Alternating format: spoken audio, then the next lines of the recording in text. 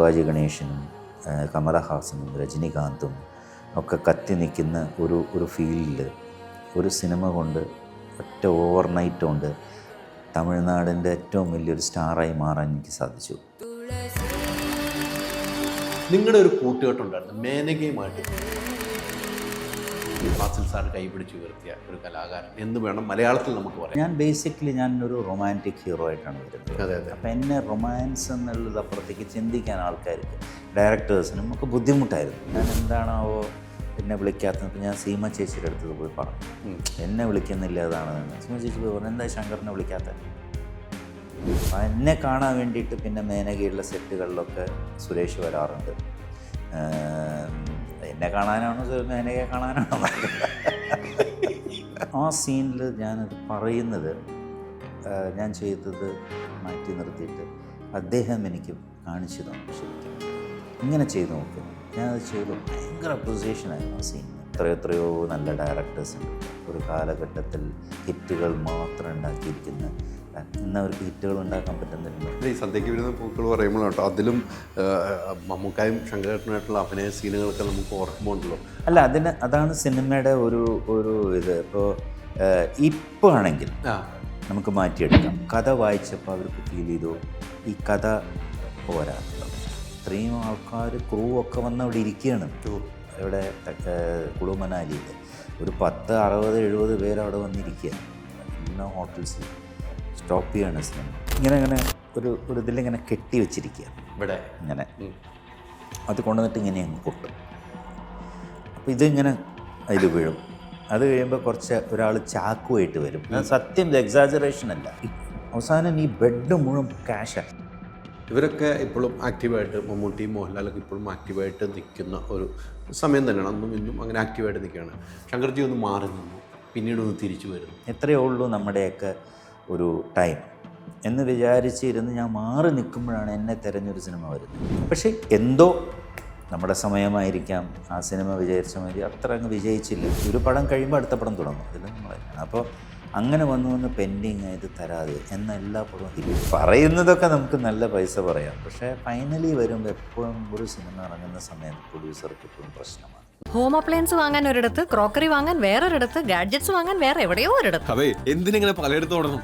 MyG future ഉണ്ടല്ലോ. Mobile phone മുതൽ home appliances വരെ എല്ലാം ഒരിടത്ത്. ഏറ്റവും കുറഞ്ഞ EMI. അങ്ങനെയാണെങ്കിൽ ഏറ്റവും കുറഞ്ഞ വില. എന്നാ ഏറ്റവും കൂടുതൽ ഓഫറുകൾ. MyG future. Experience the next. മൈജിയാണ് ഫ്യൂച്ചർ. നമസ്കാരം. ഒരു പുതിയ സിനിമ റിലീസിനൊരുങ്ങുകയാണ്.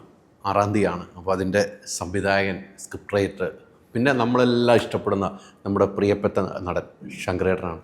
ശങ്കർജി നമസ്കാരം. കുറേ ആയി കണ്ടിട്ട്. അതെ അല്ലേ? അതെ. പുതിയ സിനിമയായിട്ട് ഇതിൻ്റെയൊക്കെ ലോഞ്ചിൻ്റെ സംഘങ്ങളായി. അതെ. ഇതിൻ്റെ സിനിമ ഒരു ഹൊറർ മൂവി ട്രെയിലറൊക്കെ കണ്ടു. നമ്മൾ ഭയപ്പെടുത്തുന്നുണ്ട്. എന്താണിത് പറഞ്ഞു വെക്കുന്നത്? ഇത് ആക്ച്വലി സ്കോട്ട്ലൻഡിൽ നടന്ന ഒരു സംഭവമാണ്. നടന്നതെന്ന് പറഞ്ഞാൽ അത് വായിച്ചതാണ്. ഇങ്ങനെ ഒരു പെൺകുട്ടിക്ക് ഒരു ഇല്യൂഷൻ ഉണ്ടാവുകയും അവളൊരു കാറ് മേടിച്ചപ്പോൾ അന്നെന്തോ അവൾക്കൊരു ഫീലിംഗ് ഉണ്ടാവുന്നതും, പക്ഷെ അത് പിന്നീട് ആ വീട്ടിലേക്ക് ഫോളോ ചെയ്യുന്നതും, പിന്നെ ഇതെന്താണെന്ന് മനസ്സിലാക്കാൻ പറ്റാതെ കുറേ ബുദ്ധിമുട്ടുന്നതും, കുറച്ച് ഹൊറർ എലിമെൻസും കാര്യം. പക്ഷെ പിന്നീട് അത് അന്വേഷിച്ച് അവൾ പോവുകയാണ് എന്താണെന്നുള്ളത്. അപ്പം അതിൽ കൂടെ കണ്ടെത്തുന്ന ചില സംഭവങ്ങളും അത് എങ്ങനെ ഈ സിനിമയിൽ അതൊരു ത്രില്ലറായി മാറുന്നു എന്നുള്ളതൊക്കെയാണ് സിനിമ പറയുന്നത്. എനിക്ക് തോന്നുന്നു ഇതിൻ്റെ പറയാൻ പറ്റില്ല. അല്ല, കഥ പറയാൻ പറ്റില്ല. പക്ഷെ നമുക്ക് ട്രെയിലർ കാണുമ്പോൾ തന്നെ അറിയാം നമ്മളെ ഭയപ്പെടുത്തുന്നുണ്ട്. ഈ കാറിൻ്റെ കാര്യമോ, കാറ് വാങ്ങാൻ പോകുന്ന കഥയും പിന്നെ കിച്ചണിലെ കുറേ സംഭവങ്ങളൊക്കെ കാണിക്കുന്നത് മൊത്തം നമ്മൾ കണ്ടാലുള്ള ആ സിനിമ എന്താണെന്ന് മനസ്സിലാക്കാൻ പറ്റുള്ളൂ. എനിക്കിത് പൂർണ്ണമായിട്ടും ഷൂട്ട് നടന്നത് പുറത്തായിരുന്നു. കംപ്ലീറ്റ് ലണ്ടനിൽ ഷൂട്ട് ചെയ്ത്. ലണ്ടനിൽ എന്ന് പറഞ്ഞാൽ ലണ്ടനിൽ നടക്കുന്നൊരു കഥയാണ്. പക്ഷെ നമ്മൾ കുറച്ച് ഭാഗങ്ങൾ അവിടുത്തെ നമുക്ക് ഷൂട്ട് ചെയ്യാൻ പറ്റാത്തത് കൊണ്ട് നമ്മൾ ഇവിടെ സെറ്റ് ഇടേണ്ടി വന്നു. പ്രത്യേകിച്ച് ഒരു ഫ്ലാറ്റ്. അവിടെയൊക്കെ ഫ്ലാറ്റൊന്നും നമുക്ക് റെൻറ്റിന് കിട്ടില്ല, ഷൂട്ട് ചെയ്യാൻ പറ്റുന്ന. ഒരു 7-8 ദിവസം ഈ ഫ്ലാറ്റിനകത്താണ് വർക്ക് വരുന്നത്. ഈ ഫ്ലാറ്റിനകത്ത് കുറച്ച് സംഭവങ്ങളുണ്ട്, അടിച്ച് പൊളിഞ്ഞ് പോകുന്ന കുറേ സംഭവങ്ങളൊക്കെ ഉണ്ട്. പെയിൻ്റ് അടിക്കാൻ പോലും അവർ സമ്മതിക്കില്ല. അതുകൊണ്ട് നമുക്ക് ഇവിടെ സെറ്റ് ചെയ്യേണ്ട വന്നു ഈ കാര്യങ്ങളൊക്കെ. അപ്പോൾ നമ്മളിവിടെ സെറ്റ് ഇട്ടിട്ട് പിന്നെ വീണ്ടും അതൊക്കെ ശരിയാക്കി കൊടുത്തു അവർക്ക്. അങ്ങനെയാണ് അപ്പോൾ അതുമാത്രമല്ല ഇവിടെ 2-3 സെറ്റ് ഇടേണ്ടി വന്നു. ഓഹോ. ബിക്കോസ് അവിടെ നമ്മൾ വിചാരിക്കുന്ന മാതിരി അത്ര ഈസിയല്ല. ഒരു മുഴുനീള സിനിമ അവിടെ ചെയ്യാൻ പാടാണ്. ഇംഗ്ലീഷുകാർക്ക് ചെയ്യാം, ബിക്കോസ് അവർക്ക് അതിൻ്റെ ബഡ്ജറ്റും ഉണ്ട്, അവർക്ക് അതിൻ്റെ പെർമിഷൻസ്, കാര്യങ്ങൾ, ക്രൂ ഒക്കെ ഉണ്ട്. നമുക്ക് ക്രൂ തന്നെ ഇവിടുന്ന് കൊണ്ടുപോകണം എന്ന് പറഞ്ഞാൽ പാടാം. അത്രയ്ക്ക് വിസ ഫോർമാലിറ്റീസും കാര്യങ്ങളും. അതുകൊണ്ട് നമ്മൾ ക്രൂ അവിടെ നിന്നാണ് അവിടുത്തെ ഷൂട്ടിങ്ങിനൊക്കെ എടുത്തത്. വലിയൊരു ഇടവേളയ്ക്ക് ശേഷമാണ് ഒരു സിനിമയായിട്ട് വരുന്നത്, ഒരു ഡയറക്ഷനിലേക്ക് വന്ന് ഒരു സിനിമയായിട്ട് വരുന്നത്. നീണ്ട ഒരു ഇടവേളയാണ് ഒരു ഡയറക്ഷനിലേക്കൊക്കെ വരാം. അത്ര മനഃപൂർവ്വം എടുക്കുന്നതാണോ ഇടവേള? അല്ല, ഞാൻ ആക്ച്വലി എൻ്റെ ആദ്യത്തെ ലാസ്റ്റ് സിനിമ കഴിഞ്ഞിട്ട് ഞാൻ ഒരു ഹ്യൂമർ സബ്ജക്റ്റ് ചെയ്യാം എന്നുള്ള പ്ലാനിങ്ങിൽ ഒരു കഥയൊക്കെ എഴുതി വന്നു. അപ്പോഴാണ് കോവിഡ് വന്നത്. അപ്പോൾ ആദ്യം പ്രളയം വന്നപ്പോൾ നമ്മളെല്ലാം കുറച്ച് സ്റ്റോപ്പായി. പിന്നെ ഞാൻ അത് കഴിഞ്ഞ് ഞാൻ അറിയാമല്ലോ, ഞാൻ യു കെയിലെ റെസിഡൻ്റാണ്, ഞാൻ അവിടെയാണ് കൂടുതൽ താമസിക്കുന്നത്. പക്ഷെ എപ്പോഴും ഇവിടെ തന്നെ കാണും.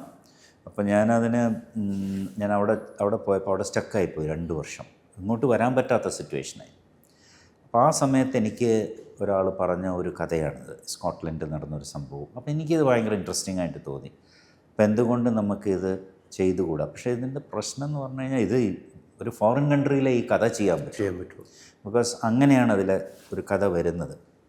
അപ്പോൾ ആകെ ഞാൻ ആ ഒരു ടെൻഷനിലായിരുന്നു, അത് നടക്കുമോ? ബിക്കോസ് അതിൻ്റെ ബഡ്ജറ്റ് കാര്യങ്ങൾ, ഇത്രയും ക്രൂവിനെ അവിടെ കൊണ്ടുപോവുക, ആർട്ടിസ്റ്റ് പ്രശ്നങ്ങൾ, അങ്ങനെയൊക്കെ വന്നപ്പോൾ. പക്ഷേ ഇത് എഴുതി വന്നപ്പോൾ എനിക്കൊരു കോൺഫിഡൻസ് ഉണ്ടായത്. ബിക്കോസ് ഇതൊരു ഡിഫറെൻറ്റ് ലൊക്കേഷൻ, ഒരു ഡിഫറെൻറ്റ് കഥ. മലയാളത്തിൽ എനിക്ക് തോന്നുന്നില്ല ഈ ഒരു സ്റ്റൈലിലൊരു കഥ പറഞ്ഞു കാണുന്നു, ഹൊററിലിട്ട് ഞാൻ പറഞ്ഞു. അപ്പോൾ അങ്ങനെ ഞങ്ങൾ ശരി മുന്നോട്ട് പോകാമെന്ന് പറഞ്ഞാൽ ഒരു പ്രൊഡ്യൂസറെ, അപ്പോൾ എൻ്റെ ഒരു ഫ്രണ്ട് രാംജി എന്ന് പറഞ്ഞിട്ട്, അദ്ദേഹം സ്ഥാനാർത്ഥി ശ്രീകുട്ടനിലൊക്കെ ഒരു നല്ല വേഷത്തിൽ അഭിനയിച്ചിട്ടുണ്ട്. അദ്ദേഹത്തിൻ്റെ അടുത്ത് ഞാൻ ഈ കാര്യം പറഞ്ഞു. അപ്പോൾ പുള്ളി ഇമ്മീഡിയറ്റ്ലി വേറെ ഫ്രണ്ട്സിനെ, അങ്ങനെ ഒരു 3-4 പേര്, മധു മാവേലിക്കര, പിന്നെ നമ്മുടെ ബെന്നി വാഴപ്പള്ളി, പിന്നെ അങ്ങനെ 2-3 പേര്, ശശി നായർ എന്ന് പറഞ്ഞിട്ട് അദ്ദേഹം, പിന്നെ ഞാനും ഇതിലൊരു പാർട്ട്ണറായിട്ട് വരുന്നുണ്ട്. അപ്പം ഞങ്ങൾ എല്ലാവരും കൂടി ചേർന്നിട്ടാണ് പിന്നെ ഈ സിനിമ നിർമ്മിച്ചത്. പക്ഷേ ഇത് യു കെയിൽ നമുക്കപ്പോൾ ബഡ്ജറ്റിൻ്റെ കാര്യങ്ങളൊക്കെ വന്നപ്പോൾ യു കെയിൽ ഒരു പാർട്ട്ണറിൻ്റെ ആവശ്യം വന്നു. അങ്ങനെ ഓഷിയോ എൻ്റർടൈൻമെൻറ്റ്സ് എന്ന് പറഞ്ഞിട്ട് ഇതിനു മുമ്പ് എഴുത്തോല എന്ന് പറഞ്ഞ സിനിമ ചെയ്തു. അതിൻ്റെ കുറച്ച് പാർട്ട്നേഴ്സ് ഉണ്ടായിരുന്നു. അപ്പോൾ അവിടുത്തെ കാര്യങ്ങളൊക്കെ അവർ നോക്കി. അതുകൊണ്ടാണ് സിനിമ നടന്നത്. ബിക്കോസ് ഇവിടെ സെറ്റിട്ട് വന്നപ്പോഴേക്കും അതിൻ്റെ ഒരു എക്സ്പെൻസ്, പിന്നെ അവിടെ പോയിട്ട് ലണ്ടൻ എന്ന് പറഞ്ഞാൽ അറിയാലോ. അപ്പം ഞാൻ പറയാം, ആരുടെ പറഞ്ഞു 2500, 3000, 4000 റുപ്യക്ക് നമുക്കിവിടെ റൂം കിട്ടുന്ന അവിടെ 11,000 റുപ്പീസ് ഇല്ലാതെ ഒരു റൂം കിട്ടില്ല അവിടെ, അവരുടെ പൈസയിൽ വരുമ്പോൾ. അപ്പം അങ്ങനെയൊക്കെ വന്നപ്പോൾ നമുക്ക് എക്സ്പെൻസീവായിട്ട് തോന്നി. അപ്പം എന്നാലും ഇവരൊക്കെ സപ്പോർട്ട് ചെയ്ത് ആ സിനിമ ഫൈനലി ഇപ്പോൾ തിയേറ്ററിലേക്ക് എത്താൻ ആളുകളുടെ സപ്പോർട്ട്, ഒത്തിരി സ്വപ്ന പദ്ധതിയായിട്ട് സിനിമ പ്രേക്ഷകരും. അതെ. 1980 അല്ലേ? 80 എന്നൊരു വർഷം നമ്മുടെ ജീവിതത്തിൽ മറക്കാൻ കഴിയില്ല അല്ലേ? എനിക്ക് മറക്കാൻ കഴിയില്ല, ഞങ്ങൾക്ക് മറക്കാൻ കഴിയില്ല, ഞങ്ങൾക്ക് ഒരിക്കലും മറക്കാൻ കഴിയില്ല. ഫാസിൽ സാറിന്റെ കൈ പിടിച്ച് 2 പേര് വരുന്നു. അതെ. അതിന് മുമ്പ് ഒരു തലൈ രാഗം എന്ന് പറയുന്നത്, പക്ഷെ അത് അങ്ങനെ അറിയപ്പെട്ടില്ല. അത് ബിക്കോസ് തമിഴായതുകൊണ്ട് അറിയപ്പെട്ടില്ല. ഞാൻ പറയാം, തമിഴായതുകൊണ്ട് അറിയപ്പെട്ടില്ല. ഞാൻ അതിലേക്കും കൂടെ വരുമായിരുന്നു, തമിഴായിരുന്നു. പക്ഷെ മലയാളത്തിൽ വന്നപ്പോഴാണ് അറിയപ്പെട്ടത്. അതിൽ 2 പേര് വരുന്നു, മോഹൻലാലും ശങ്കറും വരുന്നു അല്ലേ? രണ്ട് വ്യത്യസ്തമായ കഥാപാത്രത്തോട് വരുന്നു. ഫാസിൽ സാർ കൈപിടിച്ച് ഉയർത്തിയ ഒരു കലാകാരൻ എന്ന് വേണം മലയാളത്തിൽ നമുക്ക് പറയാം. ആ യാത്ര തുടങ്ങി മൊത്തം മലയാളത്തിൽ എത്ര സിനിമ ചെയ്തെന്ന് കൗണ്ട് ചെയ്തിട്ടുണ്ട്? ഞാനിപ്പോൾ 200 ഒക്കെ കഴിഞ്ഞു. അതിൻ്റെ മുകളിലേക്ക് പോയി. ബിക്കോസ് ഞാൻ ആ സമയത്ത് തന്നെ അന്ന് 28 പടം 27 പടമൊക്കെ വർഷം ചെയ്തുകൊണ്ടിരുന്ന കാലഘട്ടമാണ്. ഒരു വർഷം അങ്ങനെ 3 വർഷം ഞാൻ ചെയ്തിട്ടുണ്ട്. അതിന് മുമ്പേയൊക്കെ 15 പടം 16 പടം അങ്ങനെയൊക്കെ നമ്മൾ ചെയ്യുന്ന ആ കാലഘട്ടമായതുകൊണ്ട് നമുക്ക് ഇത്ര സിനിമ ചെയ്യാം. ഇനി പറ്റില്ല. ഇനിയിപ്പോൾ വരുന്ന ആർട്ടിസ്റ്റുകൾക്കൊന്നും അവരുടെ ഒരു ലൈഫ് സ്പാനിൽ 100 പടം 110 പടമൊക്കെ കുറവ്. ബിക്കോസ് ടൈം എടുത്താണല്ലോ ഇന്ന് സിനിമ ചെയ്യുന്നത്. അന്ന് 15 ദിവസം ഡേറ്റ് കൊടുത്തു, അവിടെ പോയി അഭിനയിച്ചു, തിരിച്ചു വന്നു, അടുത്ത പടത്തിലേക്ക് ഓടി. അല്ലെങ്കിൽ നമ്മൾ 3 ഹീറോസ് ആയിരിക്കും, അപ്പോൾ 10 ദിവസം മതിയാവും. അപ്പോൾ അതുകൊണ്ട് നമുക്ക് കൂടുതൽ സിനിമകളിൽ അഭിനയിക്കാൻ സാധിച്ചു. പക്ഷെ ഇന്ന് സിനിമയൊക്കെ മാറിപ്പോയില്ലോ, ഒത്തിരി മാറിയിട്ടുണ്ട്. അതെ. അന്ന് തുടങ്ങിയ ആ യാത്രയാണല്ലേ, ആ മലയാള യാത്ര വലിയ രീതിക്ക് യാത്ര ചെയ്തു. ഈ പറഞ്ഞ പോലെ അന്ന് 3 ഹീറോ ആയിരിക്കും, പക്ഷെ എന്നും ഓർത്തു വയ്ക്കുന്ന ഒരു സിനിമ മനസ്സിൽ മഞ്ഞിൽ വരുന്ന പൂക്കൾ തന്നെയായിരിക്കും. എങ്കിലും ശങ്കർഘട്ടന് ഏറ്റവും ഇഷ്ടപ്പെട്ട ഒരു സിനിമ ഏതായിരിക്കും? എനിക്ക് ഏറ്റവും ഇഷ്ടപ്പെട്ട സിനിമ എൻ്റെ മോഹങ്ങൾ പൂവണിഞ്ഞു എന്നൊരു സിനിമയുണ്ടായിരുന്നു. അതെനിക്ക് ഒരുപാട് ഇഷ്ടപ്പെട്ട സിനിമയാണ്. പിന്നെ അതേപോലെ തന്നെ സുഗമോദേവി. സുഗമോദേവിയിൽ സുഗമോദേവി അന്ന് റിലീസായ സമയത്ത് ഞാനാണ് അതിലൊരു ക്യാരക്ടർ വരുന്നത്. വേണു നാഗവള്ളി സാറിൻ്റെ അദ്ദേഹത്തിൻ്റെ തന്നെ ഒരു കഥയായിരുന്നു അത്. അദ്ദേഹത്തിൻ്റെ റോളാണ് ഞാൻ ചെയ്തിരിക്കുന്നത്. അദ്ദേഹത്തിൻ്റെ ജീവിതത്തിൽ സംഭവിച്ചിട്ടുള്ള കാര്യങ്ങളെ ബേസ് ചെയ്തിട്ട് വന്ന സ്റ്റോറിയാണ്. അപ്പോൾ അദ്ദേഹത്തിൻ്റെ ക്യാരക്ടറാണ് ഞാൻ ചെയ്തത്. പക്ഷെ ആ സിനിമ ഇന്ന് കാണുന്നവർ ഭയങ്കര അപ്രിസിയേഷനാണ് ആ സിനിമയ്ക്ക്. ഞാനിന്ന് ഫ്ലൈറ്റിലൊക്കെ വരുമ്പോൾ എൻ്റെ അടുത്ത് പ്രത്യേകിച്ച് അതിൻ്റെ പാട്ടുകളുമായിരിക്കാം. എത്രയോ യങ്സ്റ്റേഴ്സ്, ഒരു 16 years 17 18 years ആയിട്ടുള്ള യങ്സ്റ്റേഴ്സൊക്കെ എൻ്റെ അടുത്ത് വന്നിട്ട് ഈ സിനിമയെക്കുറിച്ച് എപ്പോഴും പൂച്ചയ്ക്കൊരു മൂക്കുത്തി ഒന്ന്, പിന്നെ ഇത് സുഗമോ ദേവി, സൂപ്പർ ഫിലിമാണ്, അങ്ങനെയൊക്കെ ഫിലിമൊന്നും ഇപ്പം ഇല്ല എന്നൊക്കെ അവർ പറയുന്നത് കേൾക്കാം. പാട്ടുകളാണെങ്കിലും ഇന്നും ആൾക്കാർ ഇവിടെ ചെല്ലുമ്പം സ്റ്റേജിൽ കൂടുതൽ പാടുന്ന ശ്രീലതികകളും സുഗമോ ദേവിയും, പിന്നെ ഓഫ് കോഴ്സ് എങ്ങനെ ഞാൻ മറക്കുമല്ല ദേവദാരുഭൂത്തും ശരൽക്കാല സന്ധ്യയൊക്കെയാണ്. അപ്പോൾ എനിക്ക് ഏറ്റവും ഇഷ്ടപ്പെട്ട എൻ്റെ 2 സിനിമ അത് തന്നെയാണ്. എനിക്ക് തോന്നുന്നു മോഹൻലാലും ശങ്കർ ആ ഒരു കൂട്ടുകെട്ട് വലിയ നാൾ നീണ്ടിരുന്നു. ഇപ്പം സുഗമദേവി ആണെങ്കിൽ നിങ്ങൾ ഒരുമിച്ച്, മഞ്ഞൾ വീഴുന്ന പൂക്കളാണെങ്കിൽ അങ്ങനെ ഒത്തിരി സിനിമകൾ നിങ്ങൾ ഒരുമിച്ച് അഭിനയിച്ച കാലഘട്ടമായിരുന്നു. ആ കാലഘട്ടത്തിൽ എന്ന് പറയും പിന്നെ നിങ്ങൾ രണ്ട് റൂട്ടിലേക്കായി അല്ലേ, രണ്ട് റൂട്ടിലേക്കായി സിനിമകൾ അഭിനയിച്ചു. ആ ഒരുമിച്ചുള്ള ഒരു യാത്ര എത്ര ഭംഗിയായിരുന്നു. അല്ല, ഞങ്ങൾ അന്ന് അഭിനയിക്കുമ്പോൾ ആ കാലഘട്ടത്തിലെ സിനിമ എന്ന് പറയുന്നത് അന്നത്തെ ഒരു സൗഹൃദത്തിന് വലിയൊരു ഫ്രണ്ട്ഷിപ്പായിരുന്നു അവിടെ എല്ലാം. നമ്മൾ റെമ്യൂണറേഷനോ അല്ല നമ്മളൊരു റെമ്യൂണറേഷൻ പറഞ്ഞാൽ ആ പൈസ നമുക്ക് കിട്ടിയോന്ന് പോലും നമ്മൾ ചിന്തിക്കാറില്ല. അങ്ങനെ അത്ര സൗഹൃദമുള്ളൊരു കാലഘട്ടമായിരുന്നു. ഓരോരുത്തർ വിളിച്ച് പറയല്ലേ, നാളെ നമ്മൾ ഒരു 2 മാസം കഴിഞ്ഞാൽ ഈ പടം തുടങ്ങുന്നു, ഡേറ്റ് എന്ന് പറഞ്ഞാൽ നമ്മളങ്ങ് പോവുകയാണ്, അത്രയേ ഉള്ളൂ. പിന്നീടാണ് ഈ റെമ്യൂണറേഷനൊക്കെ തരുന്നതും. ചില പകുതി കിട്ടില്ല, പകുതി കിട്ടും. പക്ഷെ അതിനൊന്നും നമ്മൾ കംപ്ലയിൻറ്റ് ചെയ്യാറില്ല. സിനിമ ചെയ്യുക, അതിങ്ങനെ ചെയ്തുകൊണ്ടേയിരിക്കുക. അതായിരുന്നു നമ്മുടെ ഒരു ഞാനായാലും ലാലായാലും മമ്മൂക്കയായാലും ഞങ്ങളൊക്കെ ആ കാലഘട്ടത്തിൽ ഒരുമിച്ച് ഒരുപാട് സിനിമയിൽ അഭിനയിച്ചിട്ടുണ്ട്. പക്ഷെ കാലക്രമേണ അതൊക്കെ മാറിത്തുടങ്ങി, സിനിമ വലുതായി. പ്രത്യേകിച്ച് എനിക്ക് തോന്നുന്നു സാറ്റലൈറ്റിൻ്റെ ഒരു വലിയ, അന്ന് പണ്ട് നമ്മൾ ചെയ്യുന്ന സിനിമയൊക്കെ ചെറിയ സാറ്റലൈറ്റല്ലേ കിട്ടിയിരുന്നുള്ളൂ. ഏത് സിനിമയാണെങ്കിൽ 35,000 36,000 ഒക്കെ ഞാൻ പറയുന്ന കേൾക്കാം. അതെ അതെ. പക്ഷേ അത് മാറി സാറ്റലൈറ്റിനൊക്കെ ഒരു വലിയ വാല്യൂ വന്ന സമയത്ത് സിനിമയും മാറിത്തുടങ്ങി. പിന്നെ മണി വാല്യൂ ആയിരിക്കാം, തിയേറ്ററിൻ്റെ ചാർജസ് ആയിരിക്കാം. ഇപ്പോൾ ഇന്നിപ്പോൾ എന്താണ് ഒരു തിയേറ്ററിൻ്റെ അന്ന് 7 രൂപ 8 രൂപയും കൊടുത്ത സിനിമ കണ്ടെടുത്ത് 160 200 300 400 ഒക്കെ കൊടുത്ത സിനിമ കാണുന്നത്. അപ്പോൾ അതിലൊക്കെ കളക്ഷനായിട്ട് വരികയാണല്ലോ. അപ്പോൾ അങ്ങനെ നമ്മൾ ഒരുപാട് സിനിമകൾ ചെയ്തുകൊണ്ട്, പക്ഷെ ഞാൻ ബേസിക്കലി ഞാനൊരു റൊമാൻറ്റിക് ഹീറോ ആയിട്ടാണ് വരുന്നത്. അപ്പോൾ എന്നെ റൊമാൻസ് എന്നുള്ളത് അപ്പുറത്തേക്ക് ചിന്തിക്കാൻ ആൾക്കാർക്ക്, ഡയറക്ടേഴ്സിനും ഒക്കെ ബുദ്ധിമുട്ടായിരുന്നു. എന്നാലും പ്രിയനൊക്കെ എനിക്ക് വേണ്ടി പറയാനും വയ്യ പറയാതിരിക്കാനും വയ്യ ചെയ്തപ്പോൾ കുറച്ചൊരു നെഗറ്റീവ് ഷെയ്ഡിൽ കുറച്ച് ഒരു ആക്ഷൻ ഓറിയൻറ്റഡിലൊക്കെ വന്ന് നോക്കി. പിന്നെ നമ്മൾ ഹ്യൂമർ കുറേ ചെയ്തു. പൂച്ചയ്ക്കൊരു മൂക്കുത്തി ആയാലും അരം പ്ലസ് അരമായാലും ദീന്തരികട, അങ്ങനെ കുറേ സിനിമകൾ നമ്മൾ ഹ്യൂമർ ചെയ്തു. അപ്പോൾ ഈ റൊമാൻസ് പക്ഷേ വിട്ടുപോകുന്നില്ലായിരുന്നു. ഈ സുഗമോ ദേവി വന്നപ്പോഴും ഞാൻ ഇങ്ങനെ വേണു ചേട്ടൻ്റെ അടുത്ത് പറഞ്ഞു, എനിക്ക് ഈ പാട്ടൊക്കെ പാടി ഇങ്ങനെ ഒരു സോഫ്റ്റായിട്ട് നടക്കുന്നതെന്ന് മാറി എനിക്കൊന്ന് ചിന്തിച്ചാൽ കൊള്ളാമെന്നുണ്ട്. അപ്പോൾ പറഞ്ഞു, ഞാൻ നോക്കട്ടെ, ഞാനൊരു വരുമ്പോൾ ഞാൻ പറയാമെന്ന് പറഞ്ഞു. അങ്ങനെ പിന്നെ കുറച്ച് കാലം കഴിഞ്ഞ് 2-3 വർഷം കഴിഞ്ഞപ്പോൾ ഒരു ദിവസം എന്നെ വിളിച്ചു. സുരേഷാണ് എന്നെ വിളിച്ചത്, മേനകയുടെ ഹസ്ബൻഡ് സുരേഷ് വിളിച്ചിട്ട് പറഞ്ഞു, ശംഖു ഇങ്ങനെ ഒരു ക്യാരക്ടർ വന്നിട്ടുണ്ട്, നീ ചെയ്യുമോ ചോദിച്ചു. അപ്പോൾ ഞാൻ പറഞ്ഞു എന്താ ചോദിച്ചു. പറഞ്ഞു ഇങ്ങനെ ഒരു നെഗറ്റീവ് ക്യാരക്ടറാണ്, നമ്മൾ തിരിച്ചിടാൻ പോവുക, ശങ്കർ വില്ലൻ, മോഹൻലാൽ. ഞാൻ പറഞ്ഞു എപ്പോൾ വേണമെങ്കിലും വരാതെ പറഞ്ഞു. അങ്ങനെയാണ് പിന്നെ വീണ്ടും വന്ന് കിഴക്കുണരും പക്ഷി ചെയ്യുന്നത്. പക്ഷേ എന്തോ നമ്മുടെ സമയമായിരിക്കാം, ആ സിനിമ വിചാരിച്ച മാതിരി അത്ര അങ്ങ് വിജയിച്ചില്ല. അപ്പം മേ ബി അതൊക്കെ ആയിരിക്കണം. പിന്നീട് ഞാനും ഫീൽ ചെയ്ത് തുടങ്ങി, നമുക്കും ഇതൊന്നും മാറാൻ പറ്റുന്നില്ല. ഒരു റൊമാൻസ് എന്നും ഒരു ഇതൊന്നും മാറി കുറച്ചും കൂടിയും ഒരു അഗ്രസീവായിട്ടുള്ള റോളുകളിലേക്കും ഒന്നും വരാൻ പറ്റുന്നില്ല എന്നപ്പോൾ ഞാൻ അങ്ങനെ പതുക്കെ കുറച്ച് വന്നു. പിന്നെ ഞാനൊരു ഡയറക്ഷനിലോട്ട് ചിന്തിച്ചു വന്നു. അങ്ങനെയാണ് സുരേഷ് ഗോപിയെ വെച്ചിട്ടൊരു പടം പ്ലാൻ ചെയ്തത്. അത് കഥ എഴുതി എല്ലാം വന്നപ്പോൾ ആ സ്റ്റോറി മുഴുവൻ വേറൊരു ഫിലിം റിലീസായാലും വന്നു. കുറേ എൻ്റെ സംഭവങ്ങളൊക്കെ അതിനകത്തുണ്ടായിരുന്നു.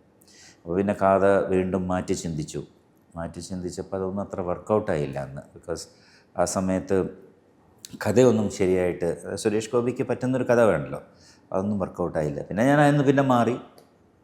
പിന്നെ ഞാൻ കുറച്ച് കാലം എന്നൊക്കെ മാറി നിന്നു. പിന്നെ കുറച്ച് സിനിമകളിൽ അഭിനയിച്ച് ഇങ്ങനെയൊക്കെ നടക്കുന്നു. ഇപ്പോൾ അവിടെ വന്നിരിക്കുന്നു. ഈ യാത്രകൾ ഒത്തിരി ചെയ്തിട്ടുണ്ട്, യാത്രകളായിരുന്നു, സിനിമയ്ക്കുള്ള യാത്രകൾ ഒത്തിരിയാണ്. ഈ പറഞ്ഞ പോലെ അന്നത്തെ ഒരു കൂട്ടുകെട്ടിൽ ശങ്കർ മേനക അതല്ലേ. എനിക്ക് എൻ്റെ ജ്യേഷ്ഠൻ ഗൾഫിലായിരുന്നു അന്ന്. പണ്ട് ടി വി വിശറങ്ങ് നാട്ടിൽ നിന്ന് കൊണ്ടുവരുമ്പോൾ നമ്മുടെ വീട്ടുകാരെല്ലാവരും കുടുംബക്കാരും അയൽവക്കക്കാരും ഇരുന്ന് കാണുന്ന സിനിമ, അന്ന് കണ്ട സിനിമ അർച്ചന ആരാധന. എൻ്റെ മനസ്സിൽ ഒന്നുണ്ട്, അത് നമ്മൾ ഫീൽ ചെയ്യുന്നു. ഭയങ്കര ശരിയാക്കുന്നൊരു പടമായിരുന്നു അർച്ചന. അംബികയും മേനകയും ശങ്കർജിയാണ്. ആ സിനിമ ഞാൻ ഇന്നലെ വെറുതെ ഒന്നും കൂടെ കാണുവാണ്. ഇന്റർവ്യൂ തുടങ്ങുമ്പോൾ ഞാൻ വീണ്ടും കാണും. നമുക്ക് ഒത്തിരി സങ്കടം വരുന്ന ഒരു സിനിമയാണ്. നിങ്ങളുടെ ഒരു കൂട്ടുകെട്ടുണ്ടായിരുന്നു, മേനകയുമായിട്ടൊരു കൂട്ടുകെട്ട്, ശങ്കർ മേനക. ആ കാലഘട്ടം വലുതായിരുന്നില്ലേ? പിന്നെ തീർച്ചയായിട്ടും. ബിക്കോസ് ആക്ച്വലി ഞാൻ മേനകയുടെ കൂടെ ഒരു ആദ്യമായിട്ട് അഭിനയിക്കുന്ന വേറൊരു സിനിമയില്ല, പേര് ഞാൻ മറന്നുപോയി. ആ സിനിമ അത്ര വിജയിച്ചൊന്നുമില്ല. അത് കഴിഞ്ഞ് ഇങ്ങനെ കുറേ ഇങ്ങനെ ഇരിക്കുമ്പോഴാണ് എൻ്റെ മുഖങ്ങൾ പൂവണിഞ്ഞു എൻ്റെ ഡിസ്കഷനും കാര്യങ്ങളും വരുന്നത്. അപ്പോൾ അതിൽ ആരെ ഹീറോയിൻ ആക്കണം എന്നൊക്കെ നമ്മളിങ്ങനെ കുറേ പേരുകൾ ഇങ്ങനെ വന്നപ്പോൾ ഓരോരുത്തരെ പറയുമ്പോൾ അവരുമായിട്ട് ഞാൻ ഓൾറെഡി അഭിനയിച്ചിട്ടുണ്ട്, കുറേ ഡയറക്ടർ പറയും അപ്പോൾ അത് വേണ്ട, നമുക്ക് കുറച്ചും കൂടി ഒരു പുതുമ നോക്കി പോവാം എന്നൊക്കെ പറഞ്ഞപ്പോഴാണ് മേനകയുടെ പേര് വീണ്ടും വരുന്നത്. അപ്പോൾ മേനക അന്ന് രജനീകാന്തിൻ്റെ കൂടെ ഏതൊരു സിനിമയിൽ അഭിനയിച്ചിരുന്നു. അപ്പോൾ അന്ന് അപ്പോൾ അത് കണ്ടിട്ട് അപ്പോൾ പറഞ്ഞു ഈ കുട്ടി നല്ല ക്യൂട്ടായിരിക്കുന്നു, നന്നായിരിക്കുന്നു എന്ന് പറഞ്ഞിട്ട് അങ്ങനെയാണ് മേനകയിലേക്ക് എത്തുന്നത്. പക്ഷെ ആ പടം സൂപ്പർ സക്സസ് ആയി. സോ ഒരു സക്സസ്സാണ് നമ്മളെ പെയറാക്കുന്നത്. ഇപ്പം നമ്മളാരും സിനിമയിൽ മാത്രമല്ല ഇതൊക്കെ റൊമാൻസ് ഉള്ളൂ, അല്ലാതെ നമ്മൾ പുറത്ത് വരുമ്പോൾ വേറെ രീതി. അപ്പോൾ ആ സിനിമയുടെ ഒരു സക്സസ് അത്ര വലുതായിരുന്നു. അപ്പോൾ അതുകൊണ്ട് ഇമ്മീഡിയറ്റ്ലി ഞങ്ങൾ റിപ്പീറ്റ് ചെയ്യപ്പെട്ടു. അടുത്ത് വന്ന് മുത്തോട് മുത്ത് സൂപ്പർ ഹിറ്റ്, അടുത്ത് വന്ന് എങ്ങനെ നീ മറക്കും ഹിറ്റ്. അപ്പോൾ ഇങ്ങനെ ഓരോ ഹിറ്റുകൾ വരുമ്പോൾ നമ്മൾ ജോഡികളായി മാറുകയാണ്. അതന്നെ സിസാർ ഷീല, അങ്ങനെ ഒരുപാടുണ്ടല്ലോ. പിന്നെ മലയാളത്തിൽ ദിലീപ്, ജോ വാര്യർ, അങ്ങനെയൊക്കെ ഓരോ കാലഘട്ടത്തിൽ ഓരോ പെയറുകൾ വന്ന് അങ്ങനെ ഒരു പെയറായി മാറുന്നു.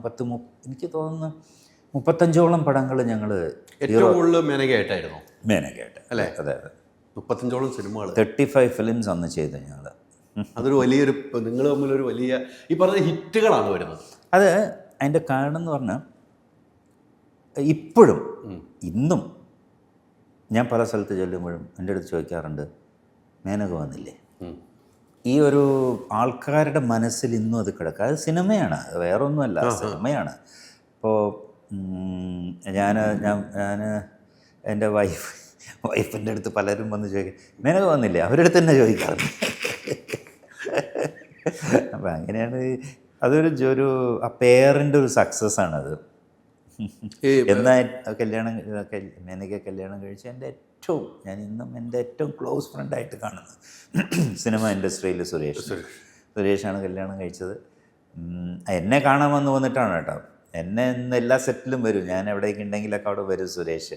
അങ്ങനെ മേനക നിങ്ങൾ ഭയങ്കര കമ്പനിയായിരുന്നു. ആര്? സുരേഷ് മോഹൻലാലിൻ്റെ ക്ലോസ് ഫ്രണ്ട്സ് ആണല്ലോ. അപ്പോൾ ലാലിനെ കാണാൻ അവർ വന്ന് പിന്നെ എന്നെ കണ്ട്. അപ്പോൾ നിങ്ങൾ രണ്ടും ലാലേട്ടൻ ശങ്കരജിയും ഒരു എപ്പോഴും ഒരുമിച്ചാണല്ലോ, ഒരുമിച്ചുണ്ട്. അപ്പോഴാണ് ഇങ്ങനെ ഞങ്ങൾ തമ്മിൽ വലിയ ഫ്രണ്ട്ഷിപ്പ് ആവുന്നത്. അങ്ങനെ ആ ഫ്രണ്ട്ഷിപ്പിൻ്റെ ഇപ്പം ട്രിവാൻഡ്രത്താണല്ലോ അന്ന് ആ കാലഘട്ടത്തിൽ ഷൂട്ടിങ് നടക്കുന്നത്. വളരെ കുറച്ചാണ്. എറണാകുളത്ത് കഴിഞ്ഞാൽ പിന്നെ കാലിക്കറ്റൊക്കെ വളരെ കുറവാണ്. അപ്പം നമ്മളെപ്പോഴും അധികം ട്രിവാൻഡ്രത്താണ്. അപ്പോൾ എന്നും ഹോട്ടലിൽ ഇവർ വരും, ഒരുമിച്ച്. ഞാൻ വേറെ പടത്തിലായിരിക്കും, പക്ഷേ ഇവർ വരും. അങ്ങനെ ഞങ്ങളുടെ ആ ഒരു സൗഹൃദം. പിന്നെ പൂച്ചക്കൊരു മൂക്കുത്തിയായി, ഓർഡർ നമ്മ വാളറിയായി, അങ്ങനെ കൂലി എന്ന് പറഞ്ഞൊരു സിനിമ, അങ്ങനെ കുറേ സിനിമകൾ സുരേഷിൻ്റെ ചെയ്യാൻ തുടങ്ങി. അപ്പൊക്കെ മോഹൻലാലിൻ്റെ ഫ്രണ്ട്സായിരുന്നു, പ്രിയദർശൻ, ഇവരെല്ലാവരും. അപ്പം അങ്ങനെ ഞാൻ ഒരു സിനിമയിലുള്ളപ്പോൾ അവിടെ വന്ന് ഞങ്ങൾ ഫ്രണ്ട്സായതാണ്. അപ്പം എന്നെ കാണാൻ വേണ്ടിയിട്ട് പിന്നെ മേനകയുള്ള സെറ്റുകളിലൊക്കെ സുരേഷ് വരാറുണ്ട്. എന്നെ കാണാനാണോ മേനകയെ കാണാനാണോ അവിടെ നിന്നാണ് പ്രണയം തുടങ്ങി. അപ്പൊ ഈ മേനക പറഞ്ഞിട്ടോ ശങ്കരേട്ടൻ്റെ അടുത്ത് പറഞ്ഞു മേനക ഇങ്ങനെ ഒരു പ്രണയം? അല്ല, ആദ്യമൊന്നും അങ്ങനെ ഉണ്ടായിരുന്നില്ല ശരിക്കും. പിന്നെ അത് എവിടെയോ ഇതൊക്കെ കണ്ട് അവരുണ്ടാവുന്ന ഒരു ഇഷ്ടമാണല്ലോ. പിന്നെ എവിടെയോ അത് ഡെവലപ്പായി. അപ്പോൾ സുരേഷിൻ്റെ അടുത്ത് ഇങ്ങനെ പറഞ്ഞു, ഇങ്ങനെ ഒരു ഇതുണ്ട്. ഞാൻ പറഞ്ഞു നല്ല കുട്ടിയാണ്. സുരേഷ് പറഞ്ഞു എൻ്റെ അടുത്ത് പറഞ്ഞു എനിക്ക് ഇഷ്ടമാണ്, അവൾക്കും അതുപോലെയൊക്കെ തന്നെയാണെന്ന് തോന്നുന്നു. അപ്പം ഞാൻ പറഞ്ഞു നല്ല ഫാമിലിയാണ് മേനകയുടേത്. അമ്മ, അച്ഛൻ, ബ്രദേഴ്സ് എല്ലാവരും വരും സെറ്റിൽ. അപ്പോൾ അവരൊരു നല്ല, അപ്പം ഞാൻ പറഞ്ഞു ഇങ്ങനെയാണ് എന്ന് പറഞ്ഞു. അപ്പോൾ സുരേഷ് പറഞ്ഞു വീട്ടിലൊക്കെ കുറച്ചൊരു ഇതുണ്ട്, പക്ഷെ അതൊക്കെ ഞാൻ പറഞ്ഞു അതൊക്കെ സംസാരിച്ച് റെഡിയാക്കാൻ പറഞ്ഞു. അങ്ങനെ പിന്നെ അതൊക്കെ ഓക്കെ ആയി, പിന്നെ ഒരു കല്യാണം കഴിച്ചു. നമ്മുടെ ഒരു ലൊക്കേഷൻ അതിന് ഭാഗമാണ്, നമ്മളെ കാണാൻ വരുന്നു, നമ്മളെ മാനേജ് ചിലയിടത്തേക്ക് സുരേഷ് ചേട്ടൻ പോകുന്നു, അതൊക്കെ ഒരു അല്ലേ. പക്ഷേ ജയറാമേട്ടന് കഴിഞ്ഞ ദിവസം ഉർവശി ചേച്ചിയുടെ ഇന്റർവ്യൂ എടുത്തും ജയറാമേട്ടൻ്റെ ഇന്റർവ്യൂ എടുത്തും പറയുന്ന ഒരു ഡയലോഗുണ്ട്, എപ്പോഴും ഞങ്ങൾ അഭിനയിക്കും ഉർവശിയാണ് എനിക്ക് ഏറ്റവും കറക്റ്റായിട്ട് തോന്നുന്നത്, പക്ഷേ കൊടുക്കൽ വാങ്ങലുണ്ട്. അതെ അതെ അതെ, അങ്ങനെയായിരുന്നു മേനകയും. അതെ അതെ, ഞങ്ങൾ തമ്മിൽ നാച്ചുറലി ഒരു റൊമാൻസ് ആണല്ലോ, അത് ഫീൽ ചെയ്യണമല്ലോ ജനങ്ങൾ. അപ്പം അത് കറക്റ്റായിട്ട് നമുക്ക് ചെയ്യാൻ പറ്റി. നമ്മുടെ ഉള്ളിൽ അങ്ങനെയുള്ള ഒരു റൊമാൻറ്റിക് ഫീലിങ്ങോ അങ്ങനെയൊന്നുമല്ല, പക്ഷെ അത് ആ സീനിലോട്ട് വരുമ്പോൾ അത് കറക്റ്റായിട്ട് നമുക്ക് പ്ലേസ് ചെയ്യാൻ പറ്റി. അത് അണ്ടർസ്റ്റാൻഡിങ് തന്നെയാണത്. അതും ഒരു സക്സസിൻ്റെ റീസണാണ്. ഇപ്പം എന്ത് കഥയാണെങ്കിലും എന്ത് സിനിമ ഹിറ്റായാലും ആ ഒരു ഇത് ഫീൽ ചെയ്യിപ്പിക്കണമല്ലോ ജനങ്ങളുടെ ഇടയിൽ. ആ കാലഘട്ടത്തിൽ എത്രയോ ആളുകളോട് അഭിനയിച്ചല്ലേ, അതുണ്ടായിരുന്ന ആർട്ടിസ്റ്റുകൾ എല്ലാവരുമായിട്ട് ഒരുമാതിരി എല്ലാവരുമായിട്ട് അഭിനയിച്ചെന്ന് എനിക്ക് തോന്നുന്നു. ഞാൻ കുറച്ച് ലിസ്റ്റ് എടുത്ത് ഇന്നലെ നോക്കിയപ്പോൾ തന്നെ നമ്മൾ അന്തം വിട്ടു പോകുന്ന ആളുകളൊക്കെ ആയിട്ട് അഭിനയിച്ചിട്ടുണ്ട്. ആരും ഇല്ലാന്ന് എനിക്ക് തോന്നുന്നു. എല്ലാവരുമായിട്ട് ഓൾമോസ്റ്റ്, നടികളാണെങ്കിലും നടന്മാരായാലും സഹനടന്മാരായിട്ട് എല്ലാവരുമായിട്ട് അഭിനയിച്ചു. നമുക്കെന്നും ഓർമ്മയിലിരിക്കുന്ന ഒരു നമുക്ക് സപ്പോർട്ടിംഗ് ആയിട്ട് നിന്ന ആളുകളുടെ പേര് പറയാൻ ആരെ പറയാൻ പറ്റും? നമുക്ക് ആർട്ടിസ്റ്റുകളുടെ നിലയിൽ നമ്മൾ ചെയ്യുന്ന കഥ, നമ്മളിപ്പോൾ നായകനാണല്ലോ, അവിടെ സപ്പോർട്ടിങ് ക്യാരക്ടറായിട്ട് നിന്ന് നമുക്കൊന്ന് ഹെൽപ്പ് എന്ന് വെച്ചാൽ നമ്മൾ പറയുന്നതായിട്ട് അനുസരിച്ച്. വേണുചേട്ടൻ, നെടുമുടി വേണുചേട്ടൻ ഭയങ്കര ഹെൽപ്ഫുള്ളാണ്. ബിക്കോസ് അവരൊക്കെ സീസൺഡ് ആക്ടേഴ്സാണ്. നമ്മളൊക്കെ ഫിലിം ഇൻസ്റ്റിറ്റ്യൂട്ടിൽ പഠിച്ചു, ഭാഗ്യം കൊണ്ട് സിനിമ കയറി ഹിറ്റായി വന്നു, സിനിമയിൽ അഭിനയിക്കാൻ തുടങ്ങി ഹീറോ ആയിട്ട്. പക്ഷേ വേണുചേട്ടനൊക്കെ ഇപ്പം എനിക്കൊക്കെ പല സിനിമയിലും പലതും പറഞ്ഞു തന്നിട്ടുണ്ട്. ചെയ്യുമ്പോൾ നമ്മൾ കോമ്പിനേഷൻ ചെയ്യുമ്പോൾ എന്നെ സൈഡിൽ എല്ലാവരും മുമ്പിലല്ല, ആ റൂമിലിരിക്കാം എന്നിട്ട് അവിടെ വന്നിട്ട് എനിക്ക് പറഞ്ഞു തരും, ഞങ്ങൾ ഇങ്ങനെ ചെയ്ത് നോക്ക്. ചേക്കാർ ചെല്ലയിൽ ഒരു സീനുണ്ട്, ഞാൻ വന്നിട്ട് വേണുചേട്ടൻ്റെ അടുത്ത് ഇങ്ങനെ മകൾക്ക് വേണ്ടിയിട്ട് കിഡ്നി കൊടുത്ത് വരുന്നൊരു സീനുണ്ട്. ആ സീനിൽ ഞാനത് പറയുന്നത് ഞാൻ ചെയ്തത് മാറ്റി നിർത്തിയിട്ട് അദ്ദേഹം എനിക്ക് കാണിച്ചു തന്നു, ശരിക്കും ഇങ്ങനെ ചെയ്ത് നോക്കുന്നുണ്ട്. ഞാനത് ചെയ്തു, ഭയങ്കര അപ്രിസിയേഷനായിരുന്നു ആ സീനിന്. ബിക്കോസ് ഞാനൊരു എൻ്റെ രീതിയിൽ ചെയ്തു, പക്ഷെ വേണുചേട്ടൻ അതിനെ വേറൊരു രീതിയിൽ ചെയ്ത് കാണിച്ചു തന്നു. പക്ഷെ നമ്മളത് അത്രയ്ക്കും വെറൈറ്റി ഓഫ് റോൾസ് ചെയ്യുന്ന ഒരാളാണ്. ഏത് വേഷവും അമ്പട ഞാനെന്ന് പറഞ്ഞ സിനിമയിൽ 80 വയസ്സായ കളവനായിട്ടാണ് അഭിനയിച്ചത്, എൻ്റെ മുത്തച്ഛനായിട്ട്. അത് നല്ലൊരു ഫിലിമായിരുന്നു അതൊക്കെ. അപ്പോൾ അത്രയും വെറൈറ്റി ചെയ്യാൻ പറ്റുന്ന ഒരു ആക്ടറായിരുന്നു. അപ്പോൾ വേണുചേട്ടൻ പറഞ്ഞത് ഒരുപാട് നമ്മളെ ഹെൽപ്പ് ചെയ്തിട്ടുണ്ട്, ഗൈഡ് ചെയ്തിട്ടുണ്ട്. പിന്നെ ജഗതി ചേട്ടൻ ഹ്യൂമറൊക്കെ വരുമ്പോൾ കുറച്ച് ഇങ്ങനെ ചെയ്ത് നോക്കുന്നൊക്കെ പറയും, അങ്ങനെ ഗൈഡ് ചെയ്യുന്ന ആൾക്കാരുണ്ട്. അതൊക്കെ നമുക്ക് ഗുണമാണ് ഉണ്ടായിരുന്നത് അല്ലേ. ഈ മോഹൻലാൽ ശങ്കർ കൂട്ടുകെട്ട് പിന്നീട് കുറേ നാളുകളായിട്ട് ആ കൂട്ടുകെട്ടിൽ നിന്ന് മാറി, രണ്ടുപേരും രണ്ട് വഴിക്കായി. പിന്നെ ശങ്കർ ചേട്ടൻ സിനിമയിൽ നിന്നും മാറി നിൽക്കുന്നു. ആ സമയത്തൊക്കെ മോഹൻലാലുമായിട്ടുള്ള ബന്ധങ്ങളുണ്ട്, എങ്ങനെയായിരുന്നു? ബന്ധങ്ങൾ ഇന്നും ഉണ്ട്. അല്ല, ഇതിൻ്റെയൊക്കെ ട്രെയിലറൊക്കെ കാണുന്നത് നമ്മൾ ആ ബന്ധം ഉണ്ടതിൻ്റെ ഏറ്റവും വലിയ ബന്ധമുണ്ട്, എല്ലാം ഉണ്ട്. പക്ഷെ നമ്മളിപ്പോൾ ഞാൻ ഞാൻ പറഞ്ഞില്ല, ഒരു ടൈം കഴിഞ്ഞപ്പോൾ സിനിമ മാറി, ഈ കോമ്പിനേഷൻ സ്റ്റാർസൊക്കെ കുറഞ്ഞു, ഇൻഡിവിജ്വൽ സ്റ്റാർസായി തുടങ്ങി, പിന്നെ ഇൻഡിവിജ്വൽ സിനിമകളായി തുടങ്ങി അല്ലേ. ഒരു ടൈമിൽ മമ്മൂട്ടി, മോഹൻലാൽ, ഞാനുള്ള സിനിമകളുണ്ട്, അല്ലാതെ വേറെ വേറെ രതീഷ് ഞങ്ങളൊക്കെയുള്ള സിനിമകളുണ്ട്, അല്ലെങ്കിൽ അങ്ങനെ അന്നൊരു കൂട്ടായ്മയിൽ കുറേ സിനിമകൾ വന്നിരുന്നു. പക്ഷേ ഒരു കാലഘട്ടം കഴിഞ്ഞപ്പോൾ ഇതെല്ലാം ഇൻഡിവിജ്വൽ സിനിമകളായി. അപ്പോൾ ഹീറോ ബേസ്ഡായി, ഹീറോ മാത്രമാണ് അതിൽ സെൻട്രൽ ക്യാരക്ടേഴ്സായിട്ട് വരാൻ പറ്റും. അപ്പോൾ അങ്ങനെ വരുമ്പോൾ നമ്മുടെ ഇതൊക്കെ കുറഞ്ഞു വന്നു. മമ്മൂക്കയുടെ പടങ്ങളായി, മമ്മൂട്ടിയുടെ പടങ്ങളായി, സുരേഷ് ഗോപി സിനിമകളായി, പിന്നെ ദിലീപ് വന്നു, ജയറാം വന്നു, അവരുടെ സിനിമകളായി. അപ്പോൾ ഇതൊക്കെ ഇങ്ങനെ ഓരോ ഇൻഡിവിജ്വൽ സിനിമകളായി മാറി തുടങ്ങി. അതുകൊണ്ട് ഫ്രണ്ട്ഷിപ്പിന് യാതൊരു ഇതുമില്ല, എന്നും നമ്മൾ കാണാറുണ്ട്. എന്നുമല്ല, എപ്പോഴെങ്കിലുമൊക്കെ. ഇപ്പൊക്കെ കുറേ കുറഞ്ഞത് ബിക്കോസ് പല സ്ഥലത്താണല്ലോ ഇപ്പോൾ ഷൂട്ടിംഗ് നടക്കുന്നത്. പണ്ടൊരു ട്രിവാൻഡ്രം അല്ലെങ്കിൽ ഇന്നിപ്പോൾ എവിടെയാണ്, ചിലപ്പോൾ ദുബായ് ആയിരിക്കും, ചിലപ്പോൾ ലണ്ടൻ ആയിരിക്കും, ഇങ്ങനെയൊക്കെ ഷൂട്ടിംഗ് നടക്കുമ്പോൾ കാണാം. പക്ഷെ കാണാൻ പറ്റുന്ന സിറ്റുവേഷനിലൊക്കെ ഞാൻ കാണാറുണ്ട്. മമ്മൂക്കനെ ഞാൻ സെറ്റുകളിൽ തന്നെ പോയി കാണാറുണ്ട്. ബിക്കോസ് അവിടെ അടുത്തൊക്കെ സെറ്റ് ഉണ്ടെങ്കിൽ, ലണ്ടനിൽ വന്ന സമയത്ത് ഞാൻ പോയി കണ്ടിരുന്നു. 2-3 ദിവസം ഞാൻ കൂടെ തന്നെ സ്പെൻഡ് ചെയ്തു. അതുമാതിരി ലാലിനെ പിന്നെ എപ്പോഴും കാണും. ഇപ്പോൾ എറിക്കിൻ്റെ ഇത് വന്നപ്പോൾ ഞാൻ നേരെ ചെന്നു, സംസാരിച്ചു, ഓക്കെ നമുക്ക് ചെയ്യാമെന്ന് പറഞ്ഞു, അങ്ങനെ ചെയ്തു. ഈ പെട്ടെന്ന് ലാലേട്ടൻ്റെ ഒരു വളർച്ചയായിരുന്നു സിനിമയിൽ അല്ലേ. പെട്ടെന്നൊരു വളർച്ചയായിരുന്നു, നായകനിലേക്ക് വരികയായിരുന്നു. ആ സമയത്ത് ശങ്കരചേട്ടൻ മാറിയുന്നത് ലാലേട്ടൻ്റെ ഒരു വളർച്ച കാണുമ്പോൾ എന്തായിരുന്നു തോന്നിയത്? അല്ല, എനിക്ക് ഞാൻ പറഞ്ഞില്ലേ, എനിക്ക് സന്തോഷം മാത്രമേ ഉള്ളൂ. ബിക്കോസ് ലാലിനെ ഞാൻ ലാലിൻ്റെ തുടക്കം തൊട്ട് കാണുന്നവരാണ്. അതെ അതെ. അപ്പോൾ ലാലിൻ്റെ ഒരു വെർസറ്റാലിറ്റി ഞാൻ മനസ്സിലാക്കിയിട്ടുള്ള ഒരാളാണ്. ബിക്കോസ് ഹ്യൂമർ ചെയ്യുക എന്ന് പറഞ്ഞാൽ അത്ര ഈസി അല്ല. ഹ്യൂമർ ചെയ്യാൻ പറ്റുന്ന ഒരു ആക്ടർക്ക് എന്തും ചെയ്യാം.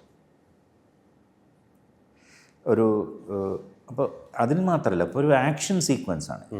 ആ ആക്ഷൻ സീക്വൻസിന് വളരെ സിൻസിയറായിട്ടും എഫേർട്സ് എടുത്തിട്ടാണ് ചെയ്യുന്നത്. അപ്പോൾ തന്നെ നമുക്ക് ആ ഒരു റേഞ്ചും കാര്യങ്ങളും അത് ഫ്യൂച്ചറിലേക്ക് വരുമ്പോൾ തീർച്ചയായിട്ടും അത് ഒരുപാട് ഹെൽപ്ഫുള്ളാവും. നല്ല സിനിമകൾ, അതുമാതിരിയുള്ള സിനിമകൾ വന്ന് മോഹൻലാൽ എവിടെ എത്തുമെന്ന് എനിക്ക് അറിയാമായിരുന്നു ശരിക്കും. ബിക്കോസ് ഞാൻ പറഞ്ഞ പോലെ ഒരുമിച്ച് ഓരോ സിനിമകളിലും ഞാൻ വാച്ച് ചെയ്തുകൊണ്ടിരുന്ന ആളാണ്. എനിക്ക് ഈ ആൾക്കാർ എപ്പോഴും ഒരു റൊമാൻസ് ആണ് എൻ്റെ തലയ്ക്ക്. ബിക്കോസ് എൻ്റെ അങ്ങനത്തെ 2 സിനിമകളും സൂപ്പർ ഹിറ്റുകളാണ്. റൊമാൻസ് ബേസ് അങ്ങനെ ഒരുപാട് ആക്ടേഴ്സ് ഉണ്ട്. അത് ഞാൻ ആരെയും പേരൊന്നും എടുത്ത് പറയുന്നില്ല. റൊമാൻസിൽ സ്റ്റാർട്ട് ചെയ്ത് റൊമാൻസ് കാരണം കൊണ്ട് റൊമാൻസ് തന്നെ ചെയ്ത് പോയിട്ടുള്ള ആൾക്കാരുണ്ട്. ഞാൻ കുറേ മാറാനൊക്കെ ശ്രമിച്ചു, എൻ്റെ സൈഡിൽ നിന്ന് കുറേ ശ്രമിച്ചു. പക്ഷേ എന്തോ നമുക്കൊരു നല്ല സമയമുണ്ടായിരുന്നു സിനിമയിൽ. പിന്നീട് അതൊക്കെ കുറച്ച് ബാഡ് ടൈമും വരും. അപ്പോൾ നമ്മൾ ഫേസ് ചെയ്തേ പറ്റുള്ളൂ.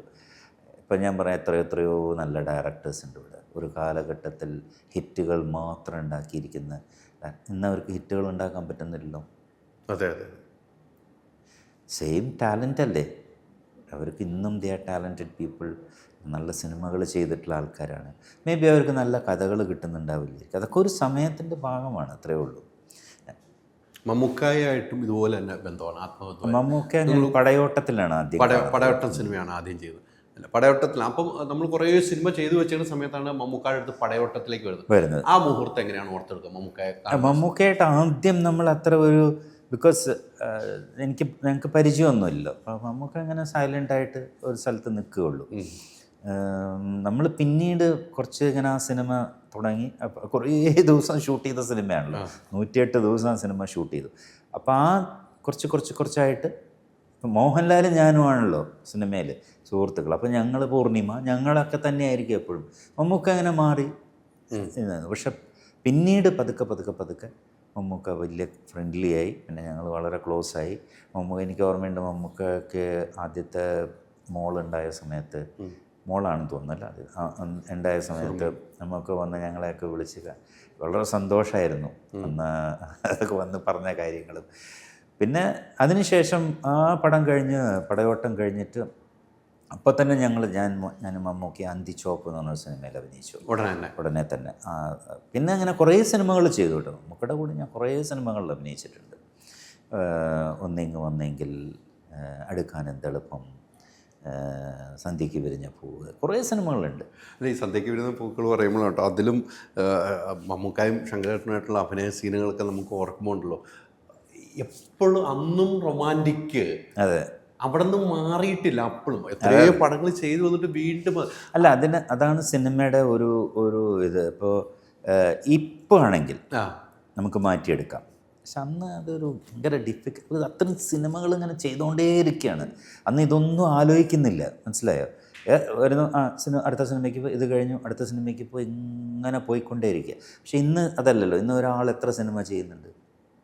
ശരിയാണ്. ഇപ്പം ഞാൻ അന്ന് നിന്നിരുന്ന ഒരു പൊസിഷനിലുള്ള ഒരാൾ ഇന്ന് എത്ര സിനിമ ചെയ്യും? വളരെ കുറവാണ്.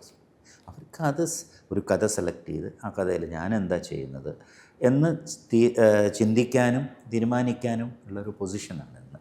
അന്നതില്ല. അന്ന് ഡയറക്ടേഴ്സിനെ ഡിപ്പെൻഡ് ചെയ്തിട്ടാണ് നമ്മളൊക്കെ ഓടുന്നത്. അത് മാറിയത് ഞാൻ കുറച്ച് കഴിഞ്ഞിട്ടാണ് സിനിമയിൽ അതൊക്കെ മാറിയത്.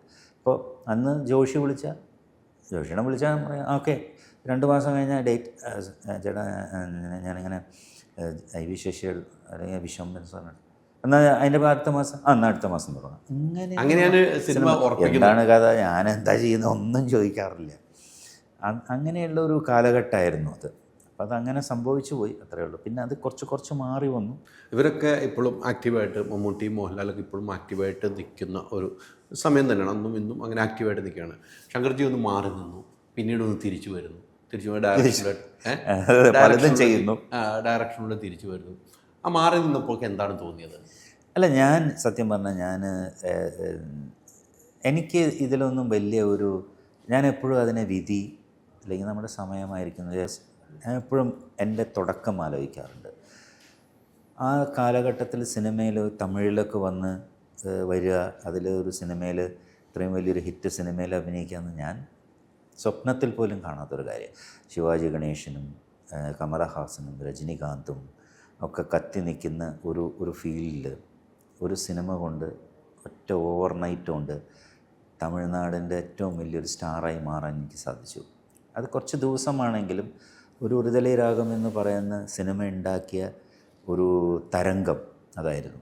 അതിൽ ഫ്രെയിം ടു ഫ്രെയിം ഹീറോ ആണ്. അതിൽ 6 പാട്ടുകൾ ഞാനാണ് അഭിനയിച്ചിരിക്കുന്നത്. അതുമാത്രമല്ല, എൻ്റെ അടുത്തൊരു ഡിസ്ട്രിബ്യൂട്ടർ പറയാണ്, ശങ്കർ உங்களுக்கு தெரியுமா? ഞാൻ പറഞ്ഞില്ല, എന്നാ സാർ? ഈ ഒരുതലേ രാഗം കളിച്ചിട്ടുള്ള സ്ഥലങ്ങൾ ABC എന്ന് പറയുന്ന സെൻറ്റേഴ്സാണ്. ഒരു D സെൻറ്റർ ഉണ്ട്, അത് ഇൻറ്റീരിയർ വില്ലേജാണ്. ആ വില്ലേജിലൊന്നും MGRൻ്റെ സിനിമ മാത്രമേ കളിക്കുള്ളൂ. അത് 25 ദിവസം. ഈ പടം 50 ദിവസം കളിച്ചിട്ടുണ്ട് അവിടെ. അപ്പോൾ ഇത്രയും ഒരു റീച്ച് എനിക്ക് ആ സിനിമയിൽ കിട്ടി. അപ്പോൾ അതുപോലെ തന്നെ മഞ്ഞിലുരിഞ്ഞ പൂക്കൾ വരുന്നു, അതും ഹിറ്റ്. ഇതൊക്കെ നമുക്കുണ്ടാവുന്ന ഭാഗ്യമൊക്കെയാണ്. അപ്പം നമുക്ക് ബാഡ് ടൈമും വരും, അത് നമ്മൾ എല്ലാവർക്കും എന്നും നല്ല സമയമായിരിക്കുമോ? ഇല്ല. അപ്സ് ആൻഡ് ഡൗൺസ് എല്ലാവർക്കും ഉണ്ടാവും. എത്രയോ വലിയ വലിയ ആക്ടേഴ്സ് വന്ന് കത്തി നിന്നിട്ട് ഡൗണായി പോയ ആൾക്കാരുണ്ട്. അതൊക്കെ സംഭവിക്കും. പക്ഷെ നമ്മൾ ഇന്നും ഇവിടെ നിൽക്കുന്നു, എന്തൊക്കെയോ ചെയ്യുന്നു. എവിടെയെങ്കിലുമൊക്കെ വീണ്ടും ഒരു തിരിച്ചു വരവുണ്ടാവും എന്നാണ് വിശ്വാസം. ഒരു വലിയ സങ്കടങ്ങൾ ഉണ്ടായിട്ടുണ്ടോ? സങ്കടം എനിക്കില്ല. ഞാൻ എന്താ പറയുക, ഞാൻ അതിനൊക്കെ അങ്ങ് മാറി നിന്നു. ശരി, മതി, നമുക്ക് ഇത്രയൊക്കെ നമ്മൾ സ്വയം തീരുമാനിച്ചു. സമയം അതന്നെ 94-95 ആ സമയത്ത് ഞാൻ തീരുമാനിക്കുകയാണ്, എനിക്ക് മതി, സിനിമ മതി, എത്രയേ ഉള്ളൂ നമ്മുടെയൊക്കെ ഒരു ടൈം എന്ന് വിചാരിച്ചിരുന്ന് ഞാൻ മാറി നിൽക്കുമ്പോഴാണ് എന്നെ തിരഞ്ഞൊരു സിനിമ വരുന്നത്. അപ്പോൾ അവരെന്നെ വന്നിട്ട് ഒരു സുരേഷ് എന്നും പറഞ്ഞിട്ട്, പുള്ളി കുറ്റപത്രം എന്ന് പറഞ്ഞ സിനിമയ്ക്ക് സ്റ്റോറി എഴുതിയ ആളാണ്. അപ്പോൾ പുള്ളി എൻ്റെ അടുത്ത് വന്നിട്ട് പറഞ്ഞു, ശങ്കർ അങ്ങനെ മാറി നിൽക്കരുത്, ശങ്കറിന് വേണ്ടി ഞാനൊരു സിനിമ അത് ഗുഡ് നൈറ്റ് മോഹനായിട്ടൊക്കെ സംസാരിച്ചിട്ടുണ്ട്, അതുമാതിരി ഒരു പ്രൊഡ്യൂസറൊക്കെ സെറ്റായിട്ടുണ്ടെന്ന് പറഞ്ഞിട്ട് ഒരു സിനിമ അവർ തുടങ്ങിയത് നല്ല സാധനമായിരുന്നു. പക്ഷെ അത് ഒരു സ്റ്റേജ് കഴിയുമ്പോൾ പ്രൊഡ്യൂസറുടെ കയ്യിൽ ഫണ്ടില്ലാത്തത് കൊണ്ട് നിന്നുപോയി. അപ്പോഴേ എനിക്ക് മനസ്സിലായത് നമ്മളെന്തോ ശരി, അത് നല്ല സോങ്സൊക്കെ ഉണ്ടായിരുന്നു, നല്ലൊരു ഹ്യൂമറും റൊമാൻസൊക്കെ കലർന്നൊരു സിനിമയായിരുന്നു, കുറച്ച് ആക്ഷനൊക്കെ ഉണ്ടായിരുന്നു. അപ്പം അത് നിന്ന് പോയപ്പോഴാണ് ഞങ്ങൾ പിന്നെ വേറൊരു ആൾക്കാരൊക്കെ ആയിട്ട് സംസാരിച്ച്, ഈ സുരേഷും ഞാനും പിന്നെ വേറെ കുറച്ച് ആൾക്കാരെ കൂടി ചേർന്ന് നമ്മൾ വേറൊരു പടം ചെയ്യാം, ഇത് അങ്ങനെ വേണം, സൂര്യവനം എന്ന് പറയുന്ന ഒരു ആക്ഷൻ പടം ചെയ്യാം. അത് കുഴപ്പമില്ലാതെ പോയി ആ സമയത്ത്. പിന്നെ കുറച്ച് സിനിമകളൊക്കെ ചെയ്തു. പക്ഷേ എന്താ പറയുക, ഇതൊക്കെ ഒരു വിജയം എന്ന് പറയുന്നത് ഞാൻ പറഞ്ഞില്ലേ, നമ്മുടെ ഒരു സമയവും കാലവും ഒക്കെയാണ്. വിജയിക്കുന്ന എന്തുകൊണ്ടാണ് എന്ന് നമുക്ക് ആർക്കും അറിയില്ല. ഒരു സിനിമ എല്ലാവരും സിനിമ എടുക്കുന്നുണ്ട്, എത്ര സിനിമ വിജയിക്കുന്നുണ്ട് അല്ലേ? 200-250 സിനിമകളൊക്കെ ഇപ്പോൾ നടക്കുന്നുണ്ട്. എണ്ണത്തിൽ എത്ര എണ്ണം വിജയിച്ചു എന്ന് ചോദിച്ചാൽ നമുക്ക് പറയാൻ പറ്റില്ല. വളരെ കുറവ് സിനിമകൾ മാത്രമേ സാമ്പത്തികം തിരിച്ചു പിടിക്കുന്നുള്ളൂ. അപ്പോൾ എനിക്ക് തോന്നുന്ന ഒരു സമയം വലിയൊരു ഇതാണ്. പക്ഷേ അപ്പോഴാണ് ഞാൻ ഡയറക്ഷനിൽ നമുക്ക് എന്തെങ്കിലും ക്രിയേറ്റീവായിട്ട് ചെയ്യാൻ പറ്റിയാൽ മേ ബി നമുക്ക് അവിടെ ഒരു വിജയം കണ്ടെത്താൻ പറ്റും എന്ന് വിചാരിച്ചിട്ടാണ് ഞാൻ ഇതിലേക്ക് ഇറങ്ങിയത്. ഈ മാറി നിന്ന സമയങ്ങളിലൊക്കെ ഇപ്പം മേനകയായിരുന്നു ഏറ്റവും വലിയ പേരായിട്ടുണ്ടാണ്, സുരേഷ് കുമാർ ഏറ്റവും നല്ല കമ്പനിയായിരുന്നു. മാറി നിന്ന സമയത്തൊക്കെ ഇവർ സിനിമയിലേക്ക് തിരിച്ചു സുരേഷാണ് എനിക്ക് തോന്നുന്നു 94 എന്നെ വിളിച്ചിട്ട് പറഞ്ഞു, ഞാനൊരു പടം ചെയ്യുന്നുണ്ട്, തക്ഷശില, അതിൽ നല്ല വേഷമുണ്ട് നമ്മൾ ഓക്കെ. അങ്ങനെ ഞങ്ങൾ കുളുമനാലി പോകുന്നു, ആ പടം ചെയ്യുന്നു. അപ്പോൾ അതിൽ സുരേഷ് ഗോപിയായിരുന്നു എൻ്റെ നല്ലൊരു വേഷമായിരുന്നത്. പക്ഷേ അവിടെ ചെന്ന് കഴിഞ്ഞപ്പോൾ ഈ കഥ വായിച്ചപ്പോൾ അവർക്ക് ഫീൽ ചെയ്തു ഈ കഥ പോരാ എന്നുള്ളത്. ഇത്രയും ആൾക്കാർ ക്രൂ ഒക്കെ വന്ന് അവിടെ ഇരിക്കുകയാണ്, ഇവിടെ കുളുമനാലിയിൽ ഒരു 10, 60, 70 പേര് അവിടെ വന്നിരിക്കുക, എല്ലാ ഹോട്ടൽസിലും. സ്റ്റോപ്പ് ചെയ്യാണ് സിനിമ. 4 ദിവസം ഷൂട്ടിംഗ് ഇല്ല. കഥ വീണ്ടും ഡിസ്കസ് ചെയ്തു വന്നപ്പോൾ നമ്മുടെ ക്യാരക്ടറുകളൊക്കെ കുറച്ച് അവിടെ നിന്ന് ഇവിടെ നിന്നൊക്കെ മാറിപ്പോയി. അപ്പോൾ ഞാൻ പറയുന്നത് ഇതൊക്കെയാണ് നമുക്കൊന്നും പറയാൻ പറ്റില്ല ഇതൊക്കെ. പിന്നെ ആ സിനിമ അത് കഴിഞ്ഞിട്ട് പിന്നെ ഞാൻ കുറച്ച് കാലം പിന്നെ ആ സമയത്താണ് പിന്നെ വീണ്ടും ഡയറക്ഷനിലേക്ക് ചിന്തിക്കുന്നതും സുരേഷ് ഗോപിയുടെ കൂടെ ഒരു പടം ചെയ്യാനുള്ള ശ്രമങ്ങൾ നടക്കുന്നതും പിന്നെ കഥയിലൊക്കെ പ്രശ്നം വന്ന് ഇത് മാറിപ്പോയി. പിന്നെ വീണ്ടും കുറച്ച് 1-2 സിനിമകളിലൊക്കെ വീണ്ടും അഭിനയിച്ചു. പിന്നെ ഞാൻ കുറേ മാറി നിൽക്കും, ബിക്കോസ് ഞാൻ കുറച്ച് ട്രാവൽ ചെയ്ത് പോവും, ലണ്ടനിലേക്ക് പോവും, അവിടെ കുറച്ച് കാലം ഉണ്ടാവും, പിന്നെ തിരിച്ചു വരും, ഇങ്ങനെയൊക്കെ ഇത് പോയിരുന്നത്. ഇല്ല, ഇപ്പോഴത്തെ കാലഘട്ടത്തിലൊക്കെ സിനിമയില്ലെങ്കിൽ പണ്ടും അങ്ങനെ തന്നെ, സിനിമയില്ലെങ്കിൽ കുറച്ച് ദിവസം സിനിമയിൽ അയൽവക്കത്തുള്ളവർ ചോദിക്കും, അല്ലെങ്കിൽ കൂട്ടുകാർ ചോദിക്കും ഇന്ന് പടമൊന്നും ഇല്ലേ. അന്നും ചോദിക്കും. അന്ന് ബിസി ആയിട്ട് അഭിനയിക്കുന്ന സമയത്ത് 1-2 ആഴ്ച നമ്മുടെ സിനിമ ഇറങ്ങിയില്ലെങ്കിൽ ചോദിക്കും പടമൊന്നും ഇല്ലേ എന്ന് ചോദിക്കും. അന്ന് ലിസ്റ്റ് എടുത്ത് നോക്കിയാൽ നമ്മുടെയൊക്കെ സിനിമകളേ ഉള്ളൂ ആഴ്ച തോറും ഇറങ്ങുന്നത്. 2 ആഴ്ച ഡിലേ ആയാൽ മതി. സിനിമയൊന്നും ഇല്ല അല്ലേ, ഇപ്പം എന്ത് ചെയ്യുന്നു? ഒന്നുമില്ല, വീട്ടിലിരിക്കുന്നത്. അന്നും ഉണ്ടല്ലേ? അന്ന് ഇന്നുണ്ട് താമസങ്ങൾക്ക്, അന്നത്തെ താമസങ്ങളും ഇന്നത്തെ താമസങ്ങളും ഒത്തിരി വ്യത്യാസങ്ങളുണ്ടല്ലേ. ഇപ്പോൾ ഇതിൻ്റെ ഡയറക്റ്റാണ്, ഇതിൻ്റെ ഒരു പാർട്ടാണ്, നമുക്ക് ഇവർക്ക് വേണ്ട സൗകര്യങ്ങൾക്ക് ഒരുക്കി കൊടുക്കാൻ നമ്മൾ. അന്ന് അങ്ങനെയൊന്നുമില്ല, നിങ്ങൾക്ക് ഒരുമിച്ചൊക്കെ ആയിരിക്കും കൂടുതലും എന്നൊക്കെയുള്ള. അന്ന് എനിക്ക് മാത്രമേ AC റൂം ഉണ്ടായിരുന്നുള്ളൂ. ഉണ്ടാവുമായിരിക്കും, പക്ഷെ ഞാൻ കണ്ടിരിക്കുന്ന കൂടുതൽ AC റൂംസൊക്കെ. അപ്പം ഈ ഷൂട്ടിങ് കഴിഞ്ഞ് വന്നു കഴിഞ്ഞാൽ ഞങ്ങൾ എല്ലാവരും ഒരു മുറിക്കകത്ത, പലരും അവിടെ കിടക്കുന്നതാണ് ഇവിടെ കിടക്കുന്നതാണ്. ഞാൻ എവിടെയെങ്കിലും കിടന്നുറങ്ങി രാവിലെ ഷൂട്ടിങ്ങിന് പോകും അങ്ങനെ. പക്ഷെ നമ്മളൊന്നും പറയാറൊന്നുമില്ല. ആ ഒരു കാലഘട്ടം അങ്ങനെയായിരുന്നു. നമ്മൾ എന്നും ഫ്രണ്ട്ഷിപ്പിന് വേണ്ടിയും ഒക്കെ നിന്നിരുന്ന ആൾക്കാരാണ്. അന്നും കമേഴ്ഷ്യലായിട്ട് ചിന്തിച്ചിരുന്ന ആക്ടേഴ്സൊക്കെ ഉണ്ടായിരുന്നു അതിൻ്റെ രീതിയിലൊക്കെ. ഞാനൊന്നും അങ്ങനെ ആയിരുന്നില്ല. മേ ബി ഫ്രണ്ട്ഷിപ്പും അതൊക്കെ ആയിരിക്കണം അതിൻ്റെ റീസൺ. അതങ്ങനെ ഡെവലപ്പായി പോയി. അല്ല, അത്തരം രീതി നമുക്ക് ഇല്ലാത്തതാണോ നല്ലതെന്നാണ് തോന്നുന്നത്. നമ്മൾ ഫ്രണ്ട്ഷിപ്പായിട്ട് മാത്രം പോയി. ചില ആളുകൾ അങ്ങനെ അല്ലായിരുന്നു പറയുമ്പോൾ. അല്ല, ഞാൻ എപ്പോഴും ഫീൽ ചെയ്തൊരു കാര്യം എന്താ പറയുക, സിനിമയിൽ എപ്പോഴും നമ്മൾ എന്താ ചെയ്യുന്ന പ്രത്യേകിച്ച് നമുക്ക് ഒരു പ്ലേസ് കിട്ടിക്കഴിഞ്ഞാൽ. ഞാൻ ഒരു തലൈരാഗം എന്ന് പറയുന്ന സിനിമ, മഞ്ഞളിരിഞ്ഞ പൂക്കൾ എന്ന് പറയുന്നത്, ഇത്രയും 2 സിനിമ ഹിറ്റാകുമ്പോൾ ആ 2 ഭാഷയിലും ഞാനൊരു വലിയ ഹീറോ ആയി മാറുകയാണ്. അതെ അതെ. അപ്പം എന്നെ മാതിരിയുള്ള ആൾക്കാർ ഞാൻ അടുത്ത് എന്താ ചെയ്യുന്നത്, എന്താണ് എൻ്റെ വേഷം എന്നറിഞ്ഞിരിക്കുന്നത് എപ്പോഴും നല്ലതാണ്. അതാണ് ഇന്നത്തെ യങ് ജനറേഷൻ ചെയ്യുന്നത്. അതുകൊണ്ടാണ് അവരവരുടേതായിട്ടുള്ള രീതിയിലുള്ള സിനിമകൾ, അവർക്ക് കംഫർട്ടബിൾ ആവുന്ന ഡയറക്ടേഴ്സ്, പ്രൊഡ്യൂസേഴ്സ്, ഡിസ്ട്രിബ്യൂഷൻ എല്ലാത്തിലും അത് അന്വേഷിക്കുന്നുണ്ട് എങ്ങനെ. അതുകൊണ്ട് അങ്ങനെയുള്ള പടങ്ങൾ വിജയിക്കുന്നുണ്ടോ എന്ന് ചോദിച്ചാൽ നമുക്കറിയില്ല, ഇല്ലേ? എത്രയോ സിനിമകൾ വിജയിക്കാതെ പോകുന്നു. പക്ഷേ ആർട്ടിസ്റ്റിൻ്റെ സൈഡിൽ നിന്ന് ഇപ്പം അങ്ങനെ ഒരു ചിന്തയുണ്ട്. അന്ന് ഇല്ലായിരുന്നു അതൊന്നും. അത് മോഹൻലാലിൻ്റെ പടമായാലും മമ്മൂട്ടിയുടെ പടം, അവരൊന്നും അങ്ങനെ നല്ല ഡയറക്ടേഴ്സ് വിളിക്കുമ്പോൾ പോവുക അഭിനയിക്കുക എന്നുള്ളതൊക്കെ ആയിരുന്നു. പിന്നീട് നായകനിൽ നിന്ന് മാറി സപ്പോർട്ടിങ്ങിലേക്ക് പോയി അല്ലേ? നായകൻ മാറി. അപ്പം എങ്ങനെയായിരുന്നു? നമ്മളൊരു നായകനായിരുന്നു. ആ നായകന് സപ്പോർട്ടിങ് എന്ന് പറയുന്നത് ഞാൻ കുറേ സപ്പോർട്ടിങ് ഒന്നും പോയിട്ടില്ല. പോയ കുറേ സംഭവങ്ങളുണ്ട്. അവിടെ പോകുമ്പോൾ ഉള്ള ഒരു ഫീൽ എങ്ങനെയായിരുന്നു? അല്ല, എനിക്ക് തോന്നുന്ന സുരേഷ് ഗോപിയുടെ കൂടെ അധികം ചെയ്തിട്ടില്ല.